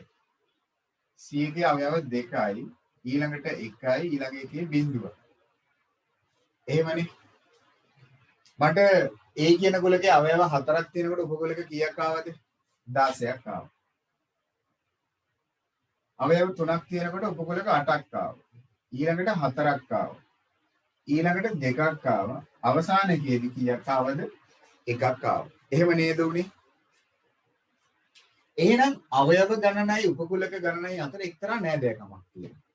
ඒක රමිත මුලින් කිව්වා අවයව ගාන එම සංඛ්‍යාවෙන්ම වැඩි කරොත් උපකුලක ගාන එනවා කියලා.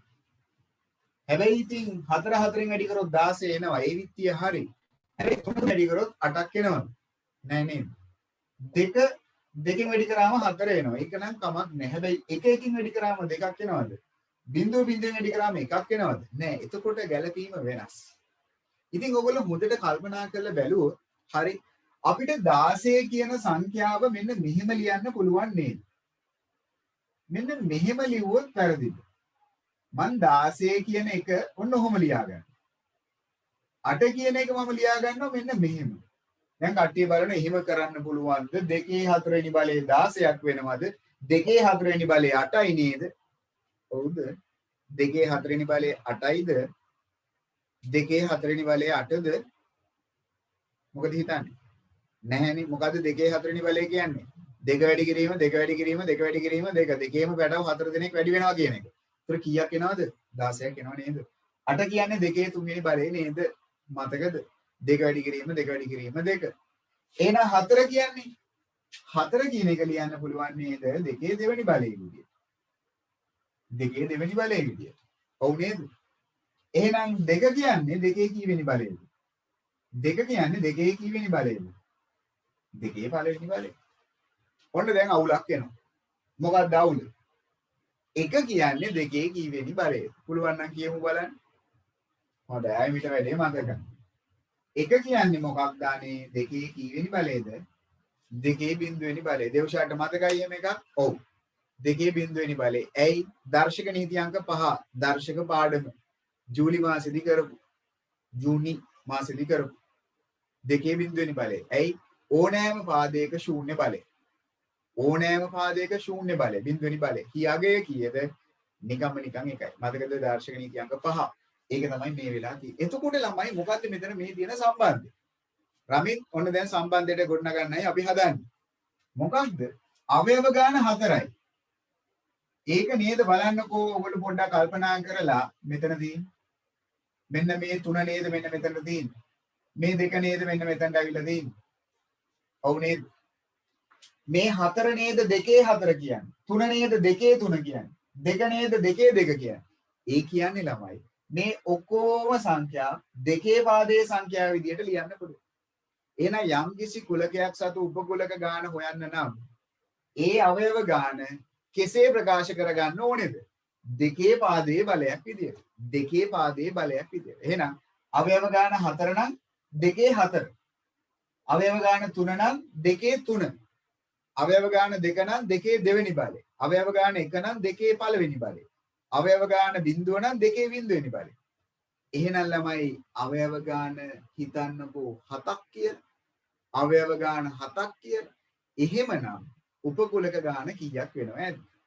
අවයව ගාන 7ක් වුණා කියන්නකෝ. උපකුලක කීයක් තියෙයි? අවයව ගාන 7යි. උපකුලක කීයක් තියෙයි? මොකද අපේ කට්ටිය හිතන්නේ. අවයව ගාන 7යි. එහෙනම් උපකුලක කීයක් තියෙනවද? 2 7 වෙනි බලය. 2 7 වෙනි බලය. ඉතින් රමිත් කියනවා උත්තරයක් ඒක හරි මදි. 2 7 වෙනි බලය. හොඳයි දිහඳු හරිව කියන උත්තරේ. නෑ රුන්දාර ඔය කිව්වේ 7 දෙවෙනි බලය ඔයා. රුන්දාර ඔය කියන්නේ 7 දෙවෙනි බලය. 2 7 වෙනි බලය කියන එකේ තේරුම දෙකේම පැටව 7ක්. දෙකේම පැටව 7ක් කියන එක. එහෙනම් දෙකේ පැටව ඔක්කොම 7ක් වැඩි කරොත් කීයක් එනවද? 128ක්. 128ක්. රමිත් 64 නෙවෙයි 128. අන්න දැක්කද වටිනාකම? එහෙනම් ළමයි අපිට පුළුවනි කියන්න ඕනෑම උපකුලකයක් සතු කුලකයක් සතු උපකුලක ගන්න හොයන සූත්‍රයක්. එහෙනම් උපකුලක ගාන හොයන්න ඕනේ නම් ඔයගලන්ට මෙන්න මේ කියන සූත්‍රය පාවිච්චි කරන්න. 2 n වන බලය. 2 n වන බලය කියන සූත්‍රය. මෙහි n කියන්නේ මොකක්ද? අවයව ගණන. මෙහි n කියන්නේ මොකක්ද? අවයව ගණන. එහෙනම් යම් කිසි කුලකයක් සතු උපකුලක හොයන්න ඕනේ නම් ටක් ගාලා ඒ කුලකයේ සතුව තියෙන අවයව කීයක්ද කියලා බලන්න. අවයව ප්‍රමාණය දෙකේ බලයක් විදිහට ප්‍රකාශ කරගන්න. ඒ අනුව අපිට පුළුවන් කොච්චරක් උපකුලක තියෙනවද කියලා බලන්න. ඕක තමයි සූත්‍රය. දෙකේ n වන බලය. දෙවරක් n නෙවෙයි දෙකේ n වන බලය. පැහැදිලිද? වගුව ගහලා අවසානයේ උපකුලක ගණන හොයන සූත්‍රය දාගන්න. රමිත් කවුද දේව්ෂාද්? හරිනේ වැඩේ පැහැදිලි නේද? හරි. වගුව ගහන්න ඉස්සෙල්ලාම වගුව ගහලා ඉවර වෙලා වගුවට පහලින් උපකුලක ගණන හොයන සූත්‍රය දාගන්න. උපකුලක ගණන සමානයි දෙකේ n වන බලය. දෙකයි n නෙවෙයි දෙකේ n වන බලය.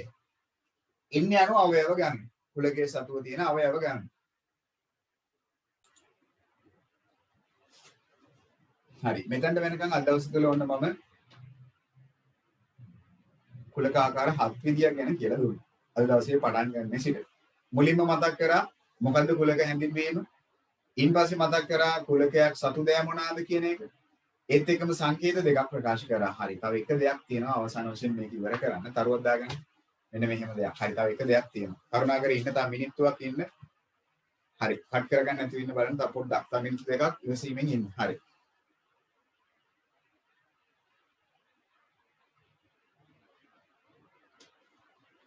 ඒක වේදොල් වෙන්නේ මට අදහස පැහැදිලි මදි. ඕන එකක් ගන්න පුළුවන්. ඕන එකක්. ඔත්තේ ඉරට්ටේ නෑ. ඔත්තේ සංඛ්‍යාවකේ අපරිමිත අවස්ථාවේ කුලකයක්. ඒව ගන්න බෑ. මේ කියන උපකුලක ගාන අපිට සොයන්න පුළුවන් වෙන්නේ නිශ්චිතව අවයව ගාන දන්නවනම් විතරයි. අනන්ත අවස්ථාවට අපි උපකුලක ලියන්න යන්නේ නැහැ. හරි අපරිමිත කුලක අවස්ථාවදී ඔය ලියන්න යන්නේ නැහැ. නිශ්චිත අවයව ප්‍රමාණය දන්නවනම් විතරයි. හරිද? හොඳයි. හරි. එහෙනම් අවසාන වශයෙන් තව එක තරුවක් තියෙන එක දාගන්න. මම උපකුලක කියන මාතෘකාව ගාව මම හිතන්නේ වරහන් තුල උපකුලක සංකේතය දැම්මද? අපි නෑ නේද? උපකුලක කියන තැන අපි සංකේතය දාගන්න වරහන් ඇතුලේ මෙන්න මේ සංකේතය. පෙට්ටි 100 අකුර. පෙට්ටි 100 අකුර. මෙන්න මෙහෙම. C නෙවෙයි පෙට්ටි 100 අකුර. හොඳේ. මේ සංකේතය දාගන්න උපකුලක මාතෘකාව ගාව වරහනක් ඇතුලේ. මේ පෙට්ටි 100 අකුර දාගන්න. මට ඒක කියන්න බැරුණා ඉස්සෙල්ලා. මාතෘකාව තැන උපකුලක කියන මාතෘකාව තැන වරහණක් ඇතුලේ දාගන්න සංකේතයේ පෙට්ටි 100 අකුර. හරි. මෙන්න මේක. 100 අකුර වගේ හැබැයි ඒක පෙට්ටි 100 අකුර. හරි. ඒතර මතකද මම අපේ ඊට කලින් අපි අද පටන් ගන්නකොට සංකේතයක් දුන්නා මෙහෙම. මේක මතකද? මේකෙදි කිව්ව අවයවයක් වේ කියන්නේ. මේක නෙවෙයි මේ උපකුලකයක් කියන්නේ. හරි. මේක මේ ඇලේරකින් කැපුවොත් මොකද්ද? අවයවයක් නොවේ කියන එක. ඒ වගේ 100 අකුරක් ඇලේරකින් කැපුවොත් මොකද්ද අදහස? උපකුලකයක් නොවේ කියන්නේ. උපකුලකයක් නොවේ කියන්නේ. හරි. තරුවක් දාලා ලියාගමු මෙහෙම අන්තිමටම වගු පාලින් අර සම්බන්ධතාවය ලියලා ඉවරනාට පස්සේ තරුවක් දාලා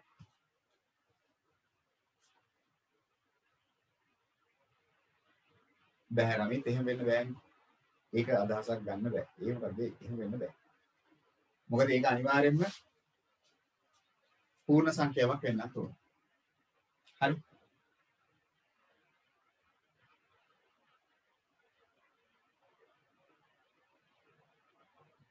පුළුවන්. එහෙම කිව්වොත් පුළුවන්.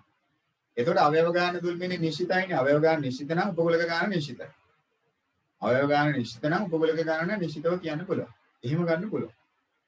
හරි. මෙන්න මෙහෙම තරුවක් දාලා අපි පොඩ්ඩක් ලියමු. යම් කුලකයක් සතු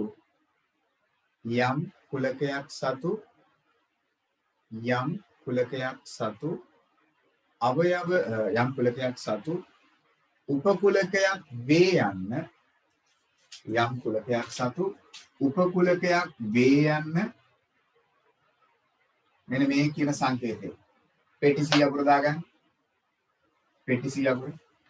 උපකුලකයක් වේ යන්න මෙම සංකේතයේ මගිනුත් 100 අකුර පෙට්ටි 100 අකුර දික් කළ කොටක් දාන්නේ. යම් කුලකයක් සතු උපකුලකයක් වේ යන්න මෙම සංකේතයේ මගිනුත් උපකුලකයක් නොවේ යන්න ඒකම ලියලා ඇලෙකින් කපන්න මෙම සංකේතයේ මගිනුත් සියපුර ඇලෙරකින් කපන්න මගිනොත් නිරූපණය කරයි. නිරූපණය කරයි. නිරූපණය කරයි.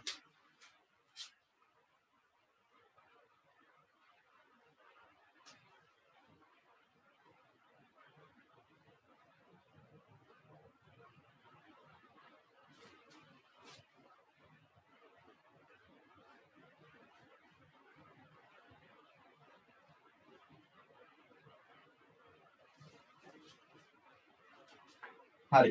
මොකද කියන්නේ මේ හිස් තැනට ගැලපෙන සංකේතයේ විදියට. 2, 3 කියලා උපකුලකයක් තියෙනවලු. මේ කියන මේ කුලකය මෙන්න මෙයාගේ උපකුලකයක් වෙනවද නැද්ද? උපකුලකයක් වේද නොවේද? අවයවයක් ඍණ වෙන්න පුළුවන්, අවයව ගණන ඍණ වෙන්න බෑ රමිත්. අවයවයක් ඍණ වෙන්න පුළුවන්, නමුත් අවයව ගණන කවදාවත් ඍණ වෙන්න බෑ. පන්තියක ඉන්න ළමයි කියන කවදාවත් ඍණ 40ක් ඉන්නවා, ඍණ 50ක් ඉන්නවා. එහෙම වෙන්න බෑනේ රමිත. හරි? ඔව්. අවයව උපකුලකයක් වෙනවද නැද්ද එතකොට? උපකුලකයක් වෙනවා. ඇයි? 2, 3 කියන්නේ ප්‍රථමක සංඛ්‍යා කුලකයේ ඇතුලේ තියෙන පොඩි ජෝඩුවක් නෙවෙයි. ප්‍රථමක සංඛ්‍යා කියන්නේ අර ඔක්කොම ටික ඇතුළත. ඒකේ ඇතුලේ එයාගේ බඩ ඇතුලේ ඉන්න දෙන්න 2යි 3යි එයාගේ බඩ ඇතුලේ නෙමෙයි තින්නේ. සරලව මම කියන්නේ කට්ටියට මතක තියාගන්න මෙහෙම උපකුලකයක් කියන්නේ ලොකු එක්කෙනාගේ බඩ ඇතුලේ ඉන්න එක. පොඩි පැටියෙක්. එහෙම ඔළුවේ තියාගන්න. මහා කුලකයක් ඇතුලේ ඉන්න පොඩි පැටියෙක් තමයි උපකුලකයක් කියන්නේ. එතකොට මෙයා පැටියෙක් වෙන්නේ නැද්ද මේ කියන කුලකයේ ඇතුලේ? 2යි 3යි කියන අවයව දෙක ප්‍රථමක සංඛ්‍යා කියන කුලකයේ බඩ ඇතුලේ නෙවෙයි දින්නේ. ඒකේ බඩ ඇතුලේ තමයි. එහෙනම් උපකුලකයක් වේ. එහෙනම් මෙන්න මෙහෙම ගන්න පුළුවන්. හිතන්න මෙහෙම ගිරව කියලා උපකුලකයක් තියෙනවා.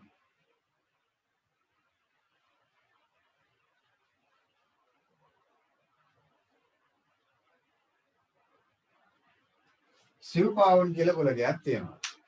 එහෙනම් ගිරව කියන කුලකය මේ සිව්පාවුන් කියන කෙනාගේ බඩ ඇතුලේ නෙවෙයි තියෙන්නේ. උපකුලකයක් වෙනවද?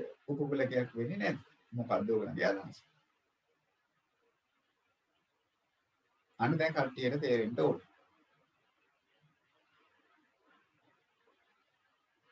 නොවේ. ඇයි?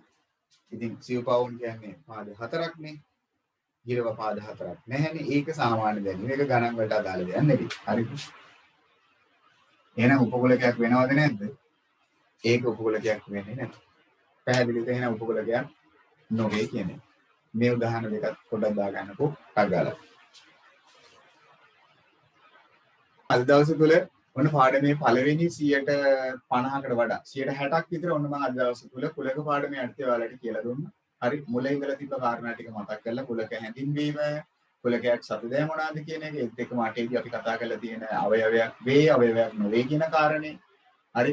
එතනින් පස්සේ කුලක නිරූපණය කරන්න පුළුවන් ආකාර විදි මොනවාද කියන එක. හරි. ඒ ටික මතක් කරලා ඉවර වෙලා ඉන්පස්සේ ඔයාලත් එක්ක කතා කරන්න පටන් ගත්තා කුලක වර්ග. ඒ යටතේ වර්ග 7ක් පිළිබඳව කතා කරා. මුලින්ම සරතු කුලකය ගැන, අභිශුන්‍ය කුලකයක් කියන්නේ මොකක්ද කියන එක ගැන. හරි. පරිමිත අපරිමිත කියන්නේ මොනවාද කියලා. තුල්‍ය කුලක සමකුලක කියන්නේ මොකක්ද කියලා. සහ අවසාන වශයෙන් මොකක්ද උපකුලකයක් කියන්නේ කියලා. ඔන්න මූලික කුලක වර්ග ටික අද දවස් තුල මම ඔයාලත් එක්ක කතා කරා. එතනින් පස්සේ අපිට තියෙනවා මේ පාඩමේ වැදගත්ම කොටස් තව දෙකක්. එකක් තමයි වෙන් රූප සටහන් තුල අවයව නිරූපණය කරන විදිය. ඒත් එක්කම කුලක ආශ්‍රිතව තියෙන කුලක කර්ම කියලා කොටසක්. ඒ ටික තමයි අවසාන වශයෙන් ඒ කියන්නේ ඇත්තම තවදුරටත් තව කුලක වර්ග 3ක් ගැන ඔයාලත් එක්ක කතා කරන්න තියෙනවා. හරි. ඒක මම ඊළඟ දවසට තියාගන්න මම හිතනවා අපේ කට්ටියට අද දවස් තුල ඔයගොල්ලෝ සමහරකට ඉගෙනගෙන හිටපු දෙයක් දන්න දෙයක් වෙන්නේ නැති යම් ප්‍රමාණයකට හිටියට වඩා චූටි හරි ප්‍රමාණයකින් තේරුම් ගත්තා කියලා මොකද්ද මේ කිව්වේ කියලා. පරිමිත අපරිමිත එතෙක්ම තුල්‍ය සමකුලක කියන එක පිළිබඳව උපකුලක ලියා ගන්න විදිය පිළිබඳව සර්වත්‍ර කුලකයේ අවිශුන්‍ය කුලකයේ හරියට හඳුනා ගැනීම පිළිබඳව. හරිද? ඔතනට වෙනකම් ඔන්න අද දවස් තුල මම ඔයාලට කියලා දුන්නා මම හිතනවා පොඩි හරි ප්‍රමාණයකින් අපේ ළමයි ටික වැඩි තේරුම් ගන්න නැති කියලා. හරිද? ඒ ටිකේ අර්බුදයක් නැතුව ඇති කියලා. හරිද? මෙන්න මේ වැඩ ටික කරලා තියන්න අර රිවිෂන් එක කරන්න මම ඒකේ දෙවෙනි ඊළඟ එකේ උත්තර පත්‍රය දෙන්නම්. කරුණාකර කරන්න මේ වැඩ ටිකක් කරගන්න. එතකොට පාඩම් වැඩ ටිකත් අතරේ අර වර්ණ දේවල් ටික අමතක කරගන්න නැතුව කරගන්නත් පුළුවන්. ඒ නිසා ඒ ටිකත් කරන්න. නැත්තම් මේ ඉන්න මොහොතේ කරන පාඩම විතරක් නෙමෙයි පරණ දේවල් ටික අමතක කරන්න එපා. හරි? ඒ වැඩ ටික කරන්න මම අංග 3 උත්තර පත්‍රය දාන්න අද හෝ හෙට වෙනකොට. හරිද? වැඩ ටික කරලා තියන්න පාඩමේ අපි දැන් කරපු 22 වෙනි පාඩම අපි මේ කරමින් ඉන්නේ. 22 1යි 22 2යි. ඔන්න ඔය අභ්‍යාස දෙක තමයි මම ඔයාලට අද කියලා දුන්නේ. ඔය අභ්‍යාස දෙක තමයි ඔයගලන්ට කියලා දුන්නේ. හෝම්වර්ක් එක විදියට මේ අභ්‍යාස දෙකේ වැඩ ටික ඉවර කරන්න. තව එක අභ්‍යාසයක් තියෙනවා. ඉන් පස්සේ අපිට කතා කරන්න වැදගත්ම කොටස් ටික ඒකේ තියෙනවා. ඒ ටික ඉවර වුණාට පස්සේ ඒ අභ්‍යාසය කරමු. හරිද? පැහැදිලිද හැමෝටම? හරි. ඒ ටික ඇහිලා තියෙන කොහොමද? හරි. එහෙනම් අදට වැඩ ටික නවත්තන්න. සදීෂ හරි නේද? ඇහුණාද ඒ ටික සදීෂට? හරි. හරි. අදට එහෙනම් මම වැඩ ටික නතර කරන්න මෙතනින්. හරි. සෙන්සුරාදා පන්ති සුබුරුදු පරිදි තියෙනවා. හරි. මම මේක ආමන්ත්‍රණ පන්තියක් කියලා නේ කිව්වේ. මට පුළුවන් වුණොත් තව පැය දෙකක් සෙන්සුරාදාට කලින් ගන්න. මම ඔයගලන්ව දැනුවත් කරන්න පොඩ්ඩක් ඒ නිසා group එකේ යන messages ගැන අවධානයෙන් ඉන්න. හරි. දෙමව්පිය දැනුවත් කළා දියා. හරිද? එහෙනම් මම වැඩි අදට නවත්තන්න. ස්තුතියි. එහෙමනම් අවසානයේ තෙක් හිටියට ඔක්කොමලට හරි. සුබ රාත්‍රියක් එහෙනම් පරිස්සමෙන් ඉන්න ඔක්කොමලට උත්සාහයි එහෙමනම්. හරි.